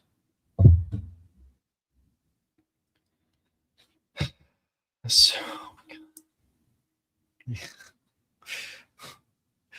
I know. Okay. I think that was pretty much it, except for this. Okay, and then after that, we read the super chats, and then go, and then because we need to. Okay, guys, listen. Ooh. Okay. People didn't catch this. In the New York Times interview that he said yesterday, okay, he had a 28-minute interview with the New York Times. And they have all of this on text. Like, everything he says has been transcribed. All right. If Iran failed to reach a final nuclear accord, he would restart military attacks on Tehran or make the U.S. the guardian of the Middle East in return for 20% of the region's revenues. So whatever the Gulf countries make, take a 20% cut in return for protection. Yeah. But didn't I say Persian Gulf? Yeah. I don't know. So the Persian Gulf countries will get protection from the United States, but now they'll give them 20% of their oil revenue. Okay. So that's not happening, but okay. Wow. Right. The other thing was that he was talking about Mojtaba Khamenei, and he said that if Iran's leaders killed protesters, it would prevent them from getting full sanctions relief and access to $25 billion in frozen funds. Wait, he said that? Yes. He said that, according to the New York Times, that the interview that they had with him. Well, that's the first time I'm saying that's being That's the first introduced time I'm as a seeing that. condition. I haven't seen anyone else talk about that. Yeah. I mean, okay. So here's the thing. Let me make this so you guys can actually see this. All right, guys, look at this pink text. This whole paragraph is actually really important. Okay, so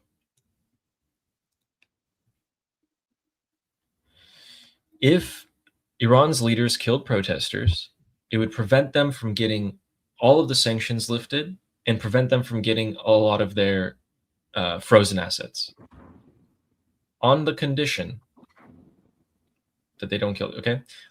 But the memorandum of understanding that's being leaked everywhere, which is what the Islamic Republic is leaking everywhere, it is not there.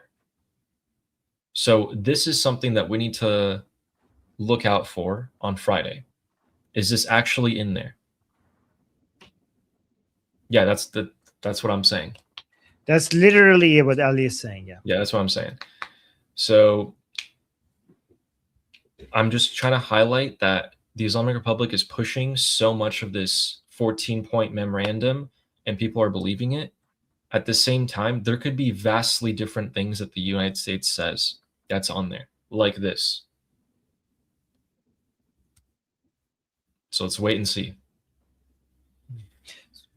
All right, that was that. Now time for the super chats. And wow, this guy sent 3 super chats in a row. Well, desperate turn free. So look at this. Jew hater saying it was always the Shah who the West backed. It's not a secret. They will also back the Jew puppet Shah's son. Oh, wait. So you're saying our Shah was an ally of the United States? Good. We actually appreciate that. That you know that. And Carter, you should have, Carter should have known that.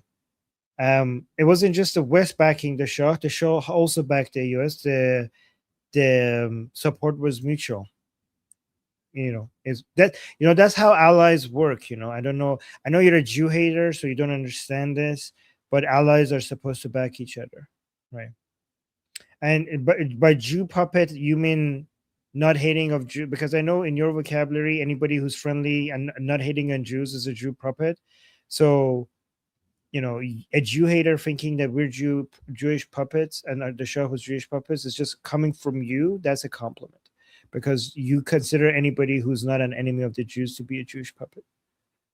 And then Jew hater saying Ali doesn't want to receive Zelensky treatment. Well, I mean, learning from what happened, like observing what Zelensky did wrong and learning from that is actually a good thing. Yeah, but go on. I don't think he's capable. I don't think he's capable of learning, of observing and learning. Because if he was, right, he wouldn't still be saying all these things that he's saying. Anyway. Yeah. It's saying Ali claimed the regime is begging US for money. The only one begging is Armin with his Jewish Israeli grift audience. That's where Armin movement fails, in my opinion. Well, wait, so Armin has a movement? Yeah, like Armin with his Jewish Israeli grift audience.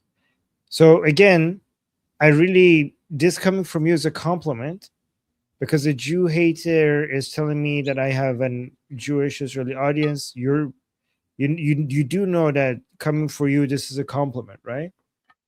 And also, Armin claimed the regime is begging US for money. I mean, you confirmed it. You're like, oh my God, we're getting so much money from the US.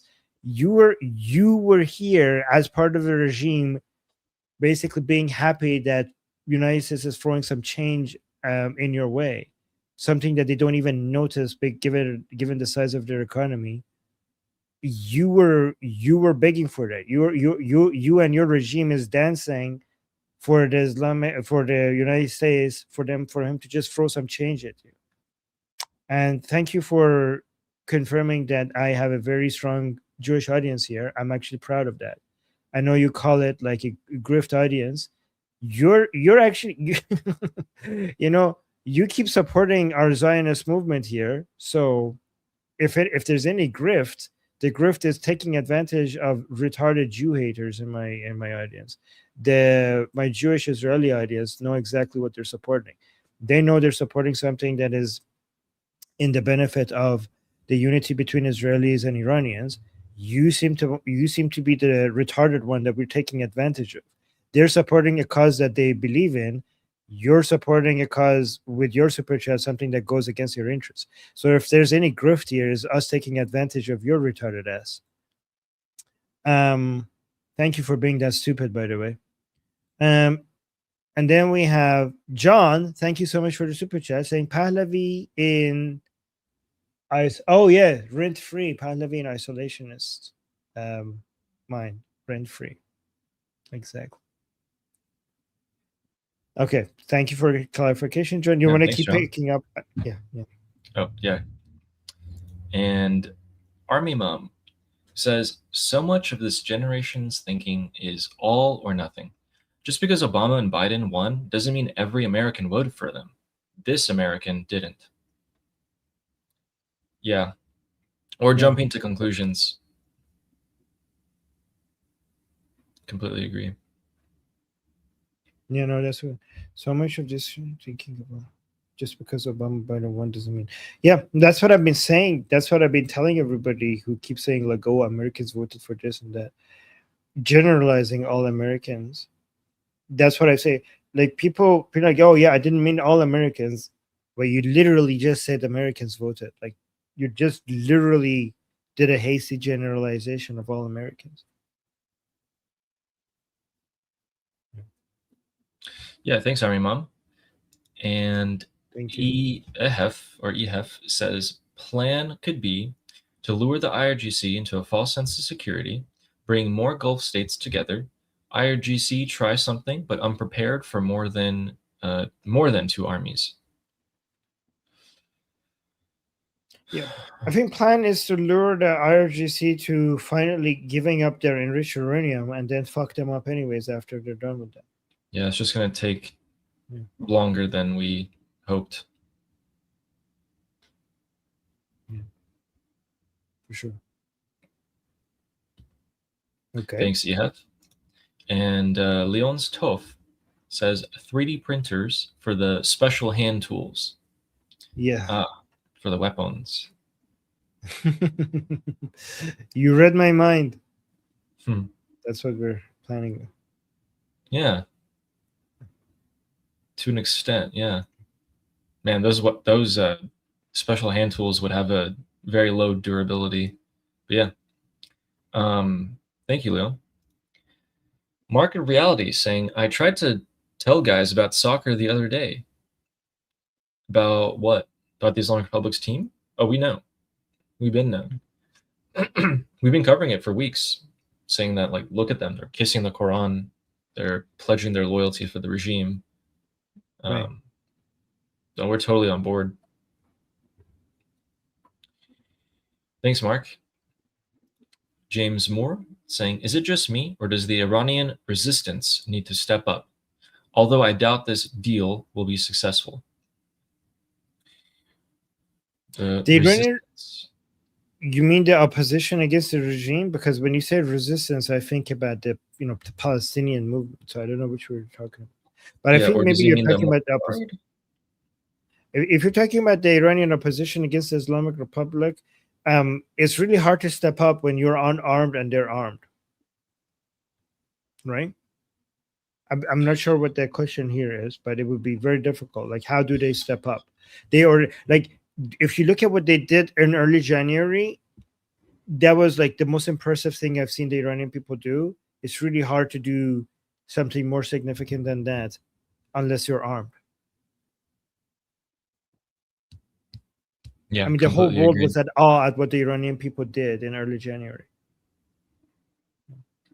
Yeah, I don't think that percentage of that many people have come out before like that. But yeah, thanks, James. And if he means the Immortal Guard, then I mean they've been stepping up the gas leaks pretty hard. We almost see one a day now.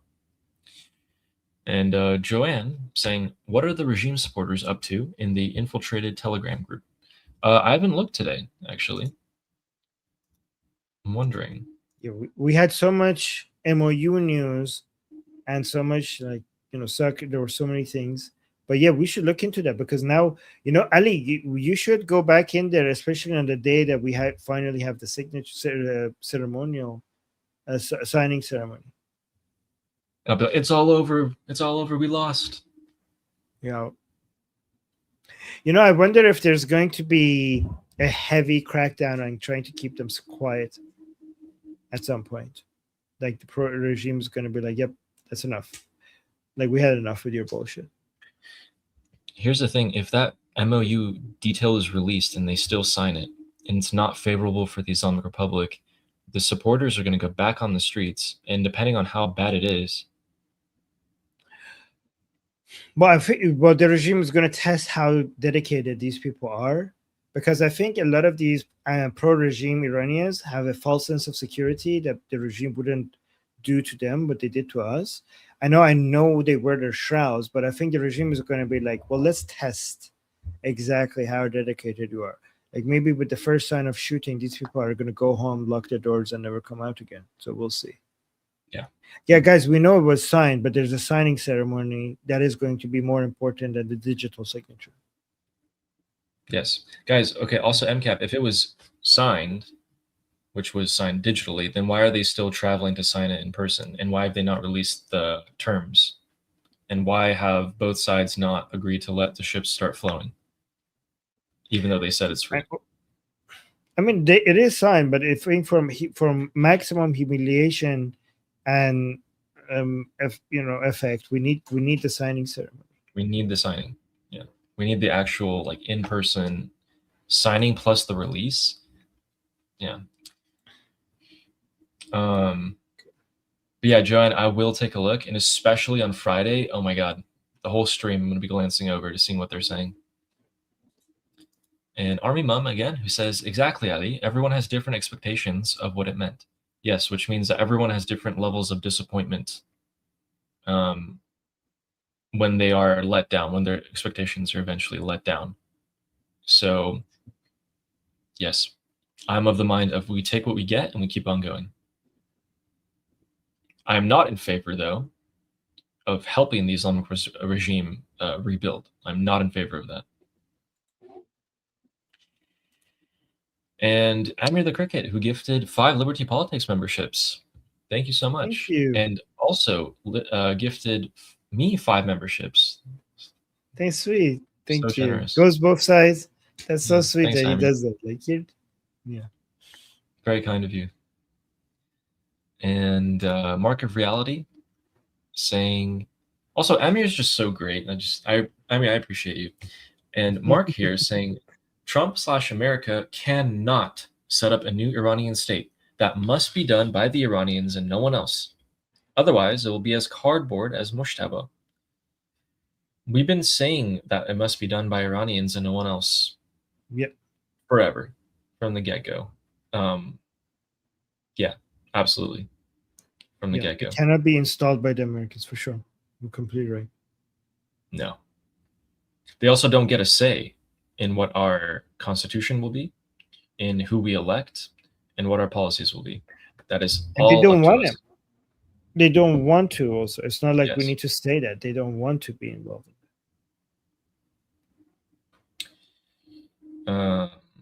And Arik Sen saying, turns out it wasn't American soldiers dying for Israel. It was Iranian protesters, Israeli soldiers, and civilians dying for a Qatari investment deal. We don't know that yet. Oof.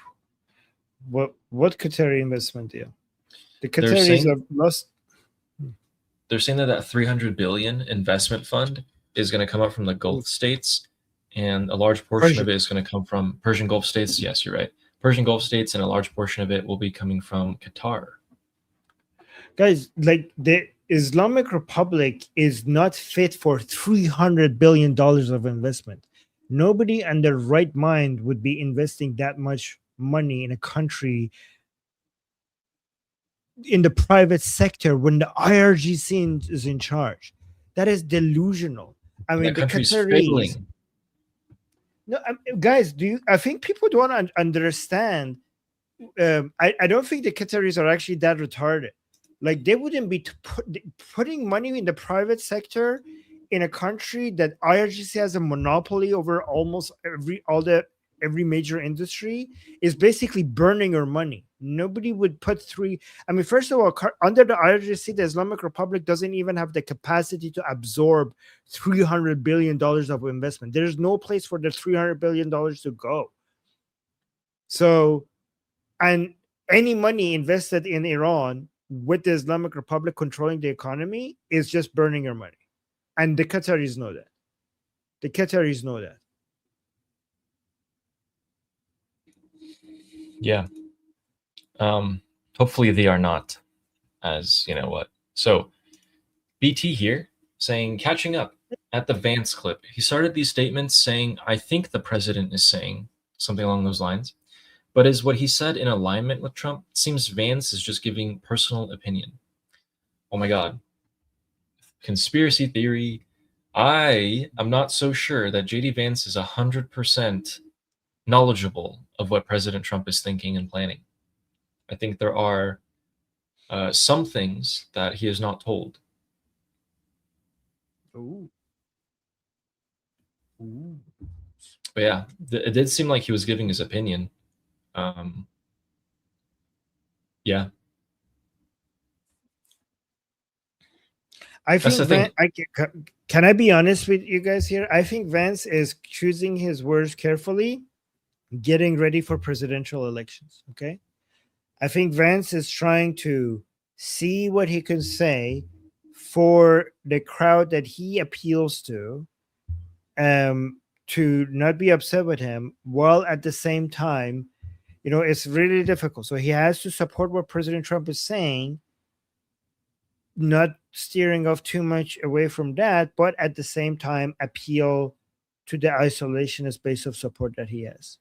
So every word that he is choosing has to be in, because he's serving President Trump, so he doesn't want to anger President Trump, but he also has his upcoming election in mind. So every single word is engineered to try to find a balance of how can I support what President Trump is doing in the Middle East while at the same time appeal to my isolationist base, which is a very difficult thing to do, but that's what JD Vance is trying to figure out.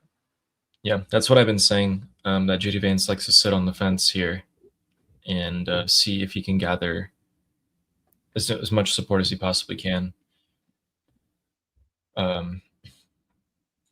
Yeah, thanks, PT. Oh, Undor agrees with you. And BT followed that up. So real quick, I don't think Trump trusts him and is annoyed with him. Groyper. I haven't seen any indication of that. We can speculate. And that might be true. Yeah. Could be true. But true. Yeah, I don't know. He's getting more speaking time right now. Rubio is more quiet than before, and Vance is speaking more. And Texas Troop is pointing out that yes, I mean, this book promo tour is him kickstarting his campaign. Yeah, so the thing is that this deal is also pretty much JD Vance's. Like, he's the face of it. Just like Ghalibaf is the other side's face of this deal.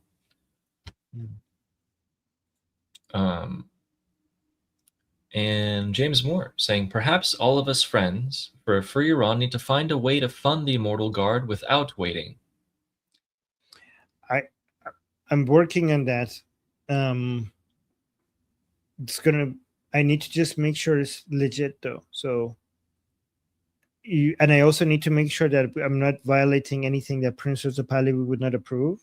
So I am in touch with people inside Iran, and there are certain things happening. I just don't know. I want to make sure that I'm going to be starting something soon that's going to put you directly in touch with fighters in the ground in Iran without going through me.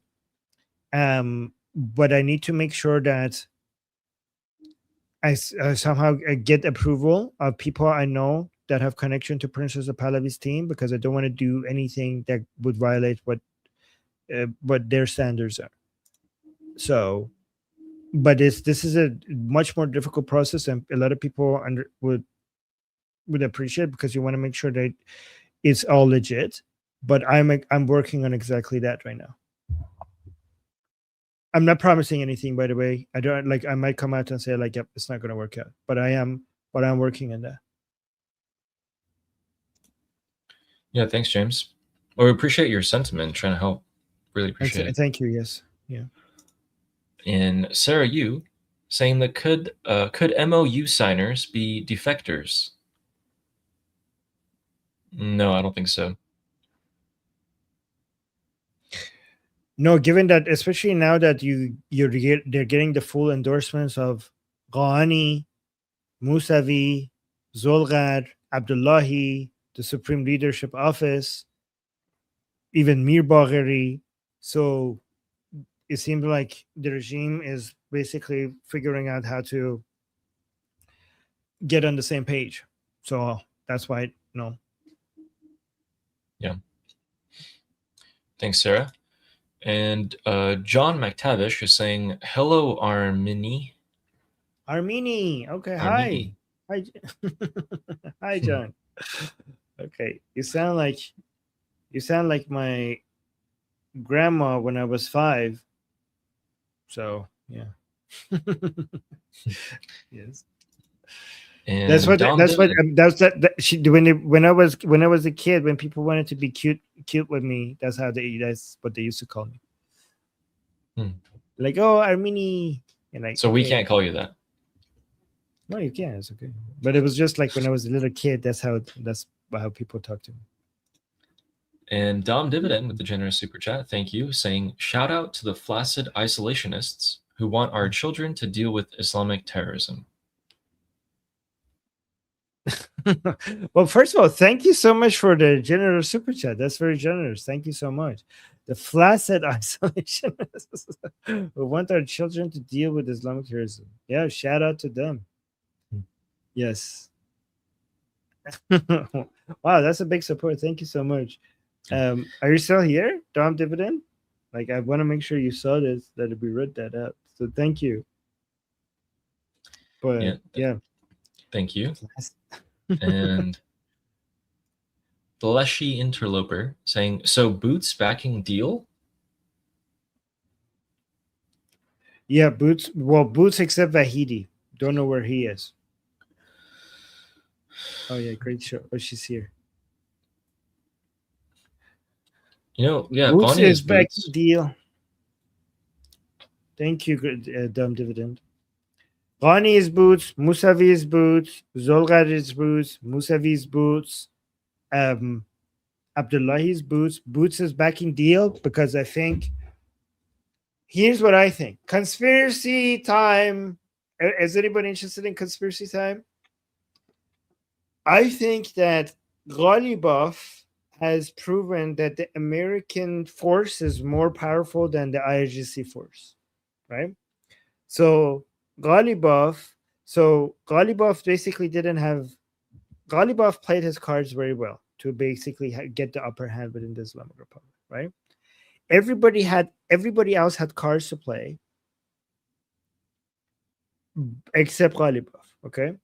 So the Supreme Leadership Office, they had the loyalty of the pro-regime people. IRGC had the guns and the money. Lots of fucking money, right? Paidari camp had the anger of the pro-regime people in the streets, right? Ghalibaf, what did Ghalibaf have? Ghalibaf had his connections here and there, right? But he doesn't have control much of the IRGC. There's no loyal base of following that like, oh yeah, I would die for Ghalibaf. He's not seen as like an ideologically, religious person. Everybody thinks he's a corrupt, like even pro-regime and anti-regime people, he think that he's a corrupt, self-interested person, not interested in the ideals of Islam or the Islamic Republic. So he didn't have anything, right? Like compared to all these other persons. But he won against everybody. Ghalibaf, for all his life, he has been trying to become the main power within the Islamic Republic. All his life, that was his obsession. And now he managed to get his way. And here's the conspiracy theory. It's possible that Ghalibaf has been working with the Americans to figure out exactly where to bomb and who to kill, right? To be able to get the Islamic Republic to the point where they are submitting to the Americans, right? And at first we were like, okay, he's not that big of a deal. Vahidi is a big deal. The supreme leader is a big deal. He's not a big of a deal, right? But eventually, by betraying the Islamic Republic and having the American military force behind his back, everybody understood that there is no other way. The United States has managed to pressure the Islamic Republic to the point where they're completely bankrupt and destroy anything in their military that they want, the Americans and Israelis. And the only way for the Americans to let them, stop, remove their boots from their neck, is for them to deal with the guy that is basically selling them all out. Basically, either you accept Ghalibaf or you're going to die, right? So yes, IRGC has military, but it's not the military power that the United States has, right?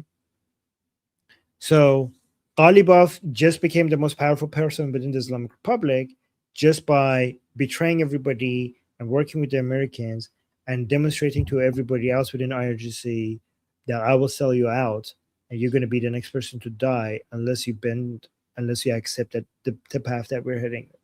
So he now just became, so everybody, when Khamenei came and endorsed them, basically it's the supreme leader kissing the ring of Ghalibaf. When IRGC is now coming out and endorsing them, it's them submitting to Ghalibaf. When Mir Bagheri is coming out and endorsing the deal, is the leader of the Paidari camp submitting to Ghalibaf.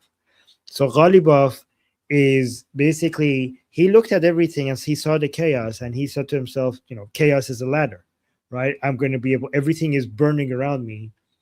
I might be able to climb, use all of this and basically come on top.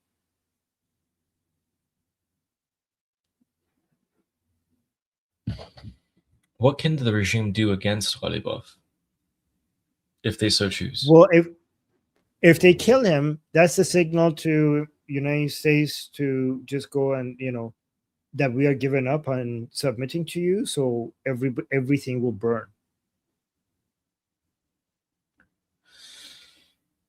That would be terrible if Ghalibaf suddenly something happened to the guy, right? Right. I mean, to put so much power into one person's hands, so many sticks propping him up there.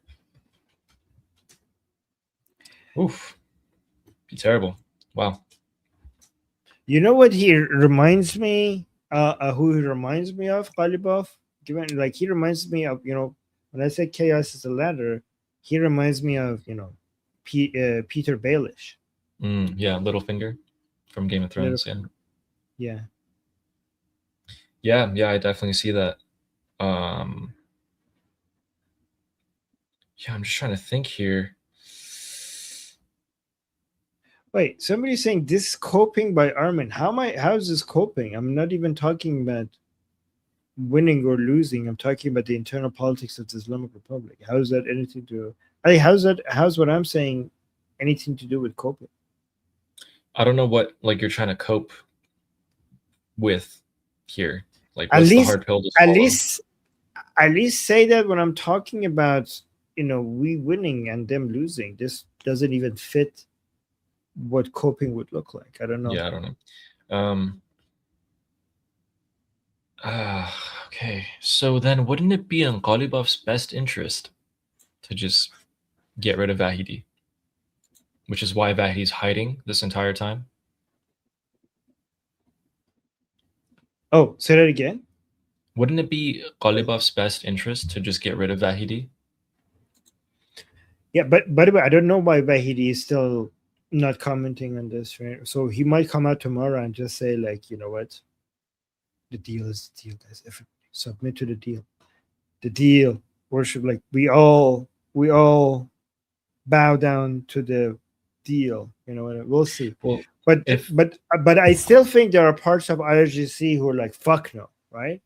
like IRGC is not a monolith. Even if we have Mousavi, Abdullahi, Zulqad coming out and saying like, "Yep, we endorse the deal," the IRGC is so very like, I think people don't appreciate how many different segments of the IRGC we have, and it's one thing for some of these big names to come and endorse the deal. It's another thing for everybody. We haven't, it only takes a few people who don't like this to be able to keep shooting at drones and missiles at commercial ships and basically try to derail the deal. It only also remember that the most hardline people within the IRGC are connected to Hezbollah, and they were going to tell if they could convince Hezbollah to keep attacking Israel for Israel to keep responding, that will also derail the deal. And also, Ali, like, it is still true that with all of this, it doesn't make sense to give up the enriched uranium. So maybe these people are, maybe I shouldn't say like all submitting to the deal. It's more like we're all submitting to the MOU, because the deal is like such an impossible task, because all of these people know that if they give up the enriched uranium, then they're all fucked after that. Yes.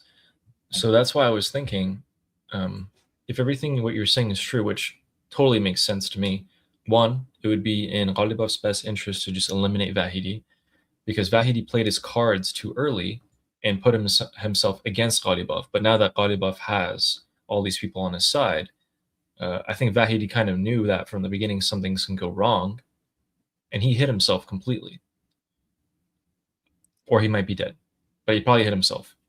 Anyway, but the other thing is, Ghalibaf is still the face of this, and because he has so much of this, so much support now within the Islamic Republic, what happens is when Hezbollah keep violating the ceasefire and Israel responds, Ghalibaf is forced to respond to Israel, right? I see no other way. Ghalibaf to Israel, Ghalibaf would prefer everybody to not respond to Israel, but it's not his choice. Right, but if he has become this figure and he doesn't decide to become more of a public figure than he already is, people are going to expect him to be pushing for a response on Israel. But he already pushed for a response, okay? Like, he came out with a statement. But it's one thing to say like, oh yeah, fuck Israel, let's go bomb them. It's another thing to go actually do it behind the scenes. And it's really not up to him.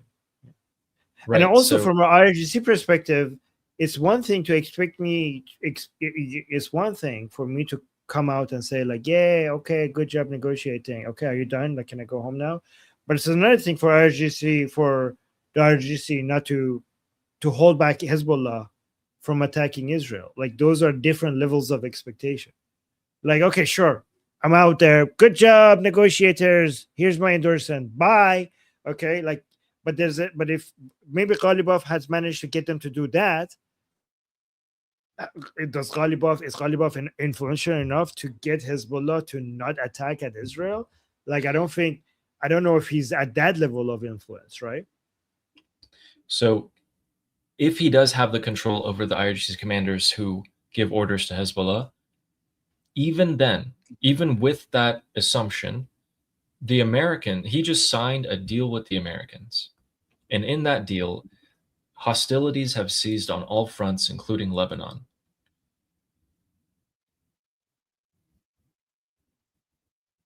Yeah, I mean, well, we don't have that deal. We have an MOU, and I can't imagine that happening. Can you imagine that happening? That's what I'm getting at, is he's propped himself up in this position, and he looks very advantageous right now.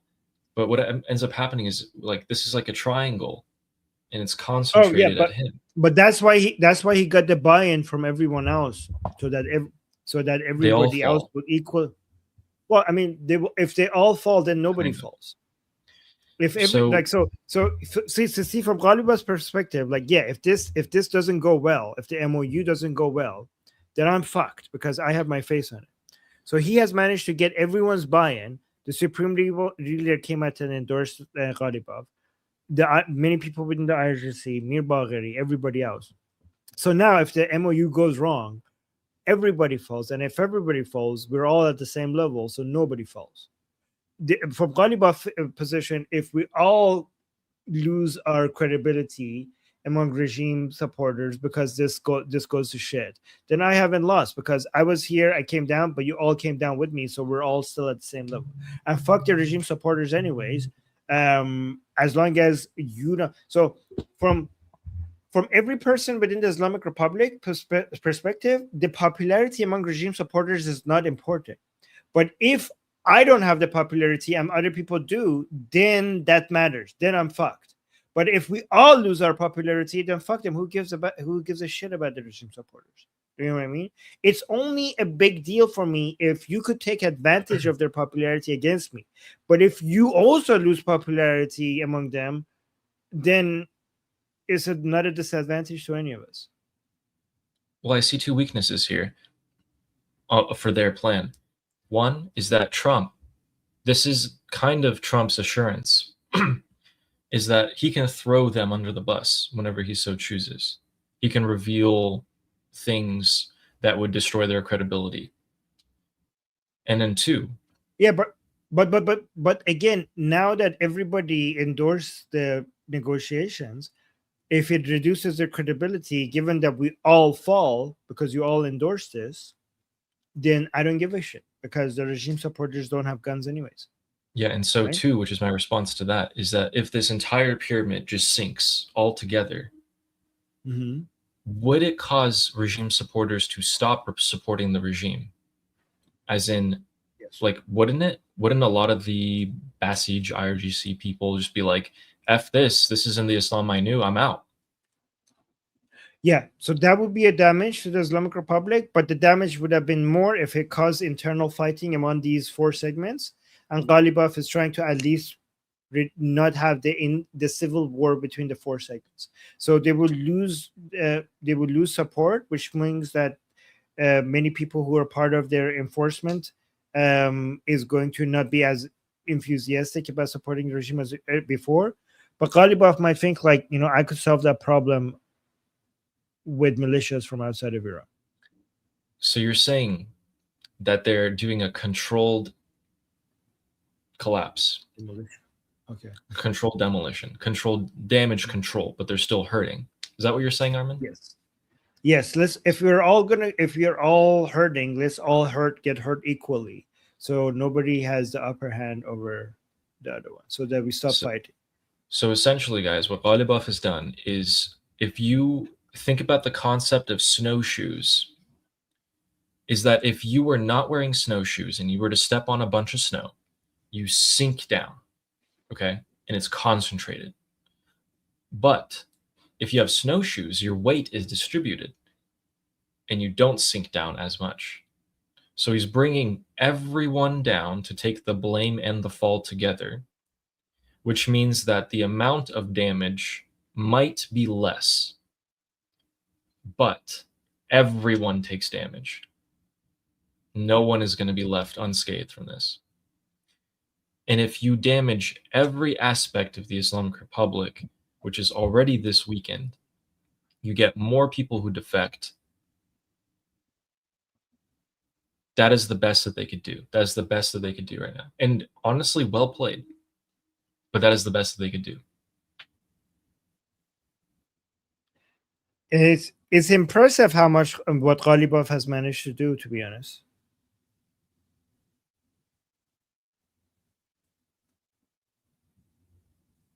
Okay. Thank you for that. I love that, by the way. I don't know if you guys love that, but that was great. I had so much fun with that. This was going on in my head when I'm alone. So really? Yeah, okay. Oh yeah. And wow, look at this. Wait. Same thing. Yeah, it is impressive, not gonna lie. Yeah, okay. Yeah. All right, sorry, go this one. Yeah, no worries. So Father of Chaos is saying, is Jew Hater a professional propagandist with a propaganda budget? The money spends, sucker. So I don't think he's professional, because he's literally funding, like, I think he's a retarded propagandist because he's spending money on a Zionist channel, and I think that's retarded. And also, his attacks on us are not very effective. So I don't think he's that. Be a propagandist, yes. Professional, I wouldn't say so. Yeah. And Sarah Ocean says, Jew hater people who hate themselves. Sending you love. Oh, So I don't kind. think he deserves. Sorry, I don't think he deserves your love. I don't think he deserves your love. But okay. You are a kind soul. That's right. Thank you, Sarah. And Joanne saying, can't wait until Friday with the popcorn emoji. Ooh. Oh, yeah. It's going to be a bloodbath, whether it's people hating on the US for capitulating or people hating on the Islamic Republic for capitulating. That's how people are going to see it. It's going to be a bloodbath. Well, I mean, let's see, though. If they manage, if we don't get a bloodbath, then we'll see if the regime has managed to successfully quiet everyone, right? We'll see. So both sides would need to believe that they were the winners of this deal at the same time. No, they need to get a religious order to shut the fuck up. They're like, we have decided your religious authority. Like, imagine if the Friday Imam prayers come out and say that that our Imam has said this, he knows the way, so shut the fuck up. And everybody, let's see how many people fall in line. We'll see. That is a huge problem. Let's see how they handle that. Yeah. Thanks, Jan. And Black Cat, are the rumors true that Mojtaba banners are being removed? I haven't heard that. Have you? I haven't heard that. No. I don't see why it would be. I would keep an eye on that now that you're saying it. Yeah. And Gosia saying, I have watched the interview with Gazelle Sharmahan. She shares her knowledge based on her father's experience. Watch it. Okay. Gazelle Sharmahan. All right, I will do that. Thank you. And Roman Viking says, what have you discovered about the heart, Ali? That it is an incredibly, incredibly, incredibly durable muscle. That's why you can break your heart and keep going. Trust me, I've tried to, you can't, you literally, if you had a heart in your hand, you could not pull it apart, even if you tried. Unless it's completely, completely dried out. Anyway. Whose heart? There's we call them cadavers, basically people who die or pass away and they donate their organs for science. Companies get to buy them. Or the military gets to buy them. And the military sometimes does some, not so sciencey things to them, like blow them up for testing weapons. Anyway. Wait. I remember, this reminds me my father is a heart surgeon, right? And one day we, because I was studying the heart in school, like it was a chapter on heart, and I was going to ask him a question, and then he went outside and he bought a cow heart, a big cow heart. Okay. And then he started dissecting it and cutting it for me, and he was like explaining everything, and I was having so much fun with my dad. You're like, oh my god, this is so cool. I basically I put my book aside and he was just learning about the heart with my dad, cutting it and dissecting the heart with me. And then after we were done, we cooked it and we ate it. So yeah. Damn. Yeah. That makes sense. So the closest animal heart to the human heart is the pig heart, but obviously you can't. There's no pigs in it, right? There's no pigs in Iran, so you can't just go out and buy a pig heart. That's cool. That's cool. People say TMI. What do you mean TMI? Heart is delicious. But yeah, excellent question. And Sarah Wait, Ocean. I'm gonna puke. Do you guys not eat the heart? Like, is that a weird thing? Like, the heart is like delicious. But yeah, anyways. Okay, go ahead. I don't want to spoil people's bubbles here, but many of you have probably eaten many hearts in your lifetimes. Anyway, Sarah Ocean's here, and she is saying, I'm gonna call you Gush Ali. Let's see ears. Guys, I bought these. Yes, they arrived. They arrived, and I put them in, and we were testing them right before the show, and they weren't working. And I think it's my computer, because I tested my Apple AirPods earlier as well, and they didn't work, so I bought these, and these still don't work. Yeah, I'll get wired earbuds. Maybe those will work. It will be Gush Ali after you switch to that. Don't encourage them. And Royut saying the hardliners agreed to the deal because they removed the blockade. Simple as that. What?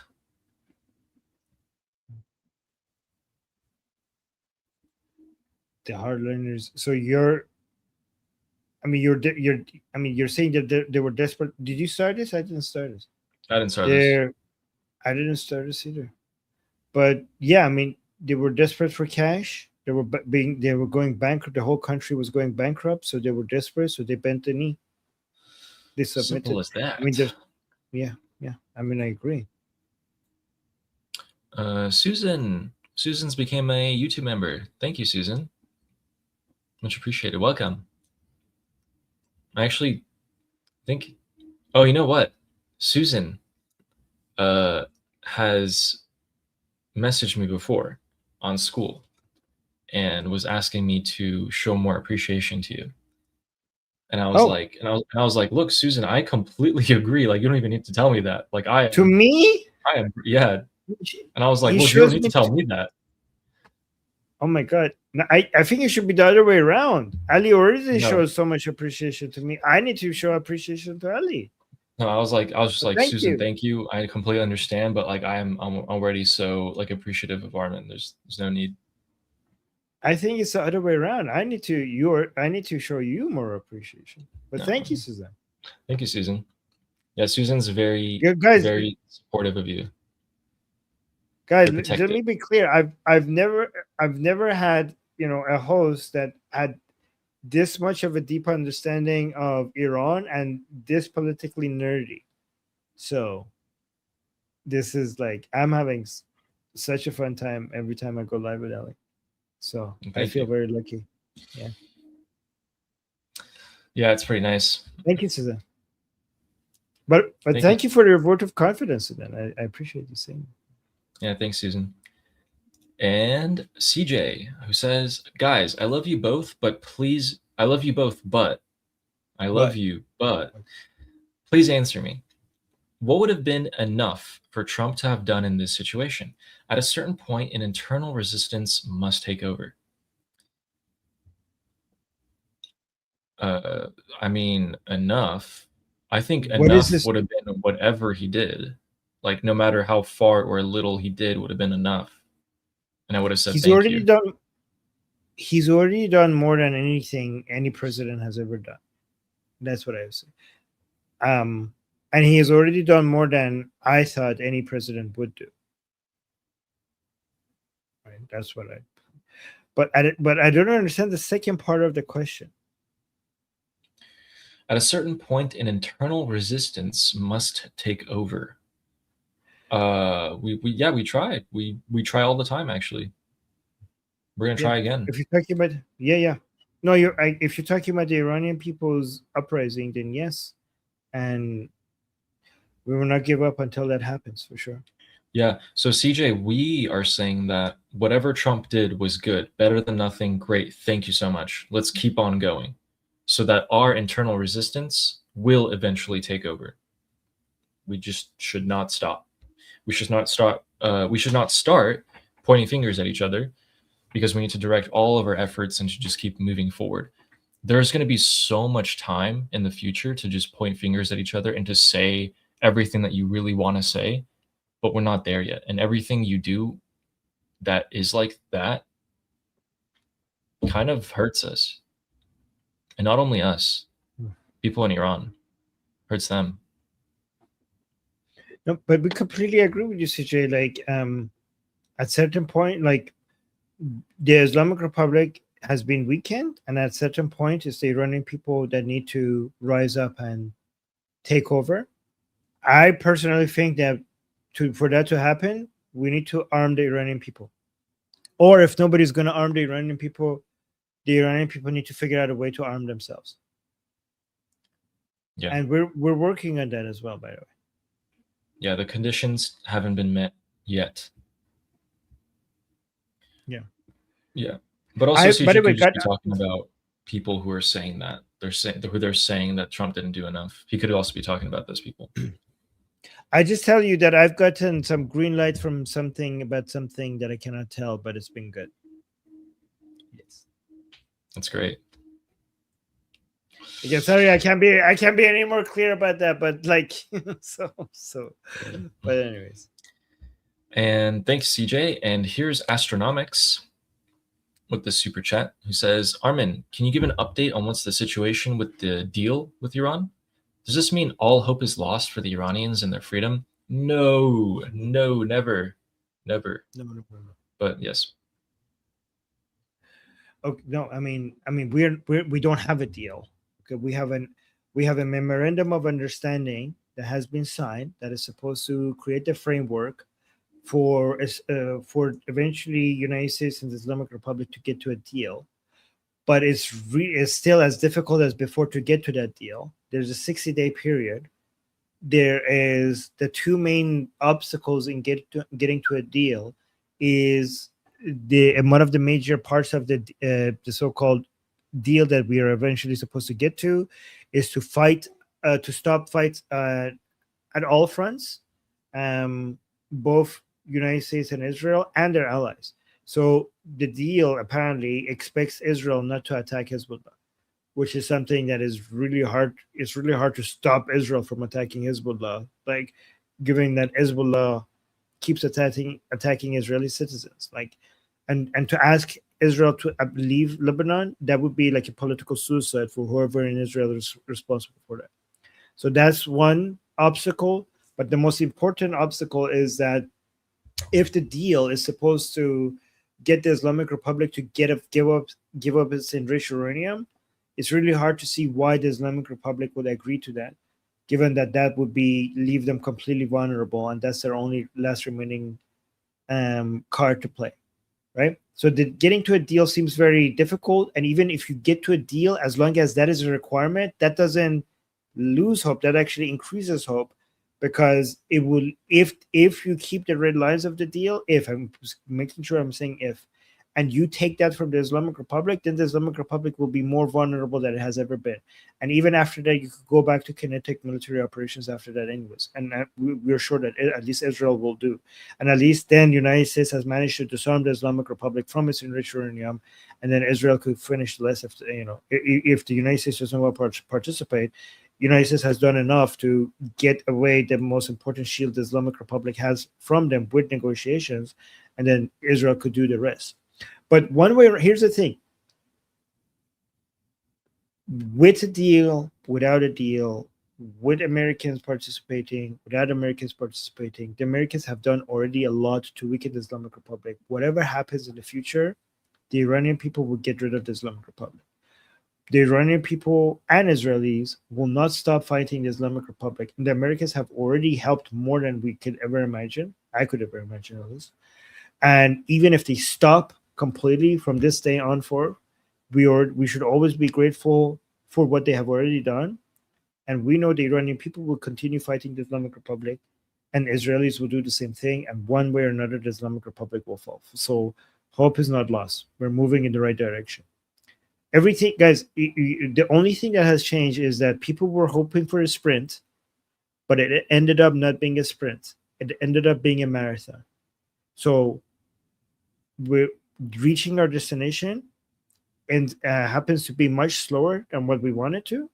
It's faster than what we expected, like maybe a year or two ago, is slower than what some people wanted after the death of Ali Khamenei, but every single day we're still moving in the right direction. Yeah, thanks, Astronomics. And Amy saying, what's the beef head dish called, Ali Arman? Kalle pacha. Oh my God. I'll type it in the chat. Don't tell people here they're gonna like. Don't tell Texas Troop she's gonna hate it. She's gonna puke. I love it. I though. just typed it. I love it though. Guys, type that into Google. Just if you can get over what it is and eat it, it's one of the most delicious meals you ever had. It's amazing. Oh, thank you. By the way, so you're welcome. Appreciate your answer, Armin. Thank you. Yeah, you don't like it, Ali? Oh my God. Oh no, guys. Ali doesn't like kalle pacha. No. No. Wow. No. How could you? Okay, it got absolutely ruined for me because we were going from Tehran to Shoman, a little like weekend vacation, and we were stopping in Chalus, right? And then along the river, there's all the restaurants, and there's just 10 goat heads just stacked next to each other, like skinned, like half the skull's cut off. You can see the brain and everything. And I'm like, Dad, what is that? And he's like, that's kalle pacha. And I was like 9, and I almost threw up because I was like maybe like I don't know, I was like a meter away. I was like 5 feet away. I was like, yeah, it's I'm gonna just, go back. but when you cook it, it just looks like meat. Yeah. And When it's in a bowl and you've cooked it, it's different. Oh my God. Okay, fine, stars. We cannot be friends anymore. Magbar kalle pacha. Okay, I do not trust you anymore. Okay. Yeah. How are you guys? What? Oh my God. And they say, Armin, you're not a real Iranian. I like these people don't like kalle pacha. What are you talking about? Okay, fine. I'm just kidding. I'm kidding, by the way. And Wyatt saying U.S. Army Guerrilla Warfare Handbook is 521 pages, and it's a book on citizen army tactics. There's a lot of drawings, and if you're interested, I can send you a link. Yeah. Oh yeah. Please email it to me. Yeah, definitely things to learn from that. Thanks, Wyatt. Yeah. If you send it to any one of us, we'll take a look. And Fleshy Interloper. I hope you mean what I hope you mean, Armin. Oh yeah. I'm not saying it's gonna work, but I mean exactly what you're hoping. Okay. Something good about something, yeah. Something, yeah. Thanks, something Fleshy. And last but not least, Joanne says, do you think the new supreme leader and Vahidi are dead? I think they are, and the IRGC is just hiding it. No, I don't think so. Really? I think they're alive. Oh, wait. I thought you said you think they're dead. No, that's Joanne. Joanne super chat saying. Oh, okay. You said. Oh, okay. So you think they're alive? Okay. Yeah. Oh, the second part was her. It was Joanne. I thought you were saying that. Yeah. Okay. But what makes you think that? I mean, it could be true. I'm not saying it's impossible, but we don't have. I mean, the Americans and Israelis are saying they think the supreme leader is alive. So unless they're playing mind games with us, then I don't have any reason to believe otherwise. Yeah, absolutely. Yeah. But maybe you're right, Joanne. If you end up being correct, you should come back here and do an "I told you so" dance or whatever, right? Yes. Because I don't see any evidence for that, but you might be correct, and you should come back here and be like, "I told you so." Yeah. All right, sweet. That's super chat. And Gosia says, regarding the interview search for Mansour Ashkar with Gazelle Sharmahad. Okay, let me search that up as well. Mansour Ashkar. Okay. Oh, a disaster in the making. Gotcha. Okay, cool. Thank you very much for that. All right, guys, we're already late, but thank you for all the support. I think this was very detailed today. Like we went into so many, Yes. So much detail. Yeah. Okay. Guys, don't search for Kalla Pache. You're not ready. You're not at that level. Okay. You're gonna hate us. Because I can see some Iranians here. Even Cyrus was Kalla Pache thumb down. I'm like, what the hell's going on? Are you guys like American born Iranians? Like Cyrus, were you born in the US? How are you guys? It's nasty. You're like it's fucking ugly. You have to go past the looks and look at the taste. Forget about what it looks like. It tastes amazing. I'm too vain. I can't get past the look. Oh my god. Oh. Wait, another one. Can you actually? This is good. Can you? Because I can't pronounce his name, and I know you can. So can you tell me here this new super chat? How do you pronounce this again? Jaga take. Jaga take. Okay, take. Jaga take. Yeah, but the take is, but I think it's Jaga Tai. Jaga Tai. Yeah, Jaga Tai. He's from Warhammer 40K. Let me just double check on the pronunciation. Jagatai. Jagatai. Tai. Okay. Yeah. So the K is silent. All right. It's so like yeah. Genghis Khan inspired character. Anyway. Ooh. Saying Adi is well spoken, intelligent, insightful, entertaining, and he gets my tags reference. I might have a new favorite Iranian. Sorry, Armin. Javid Shah. I don't mind. You can have two. You can have 3 or 4 favorites. Yeah. Thank you. Amy in the chat is saying nerds. Oh yeah. Nerds. Okay. Thanks, Shagatai. Oh, Cyrus is saying, but you like it. I hope you enjoy it to the max each time to eat. Oh, thank you so much, Cyrus. And thank you, Jagatai. Yes. Yeah, that was very kind. Yeah, I get it now. I get it now. You know what? I'm gonna win you back. I'm gonna go read the lore of Jagatai. I'm gonna go study him. I'm gonna study the origin of the character, and then I will come back and I'm gonna win you back. How about that? I already know it. I already know Jagatai. I'm just saying. Fine. You could have him. This is all yours. Okay, guys. Yes. We gotta go. Okay. Nerd again. Peter saying nerd. All right, guys. Okay, guys. We're gonna head out. Thank you so much. Oh my god, we're gonna another super chat. You're not like this. Oh Noah, the Persian American saying joking, sleeping. I would never do that. Love you guys. Oh, you don't like the nerdy video game stuff? Okay. Love you. Thank you, Noah. Okay, guys, we're gonna head out.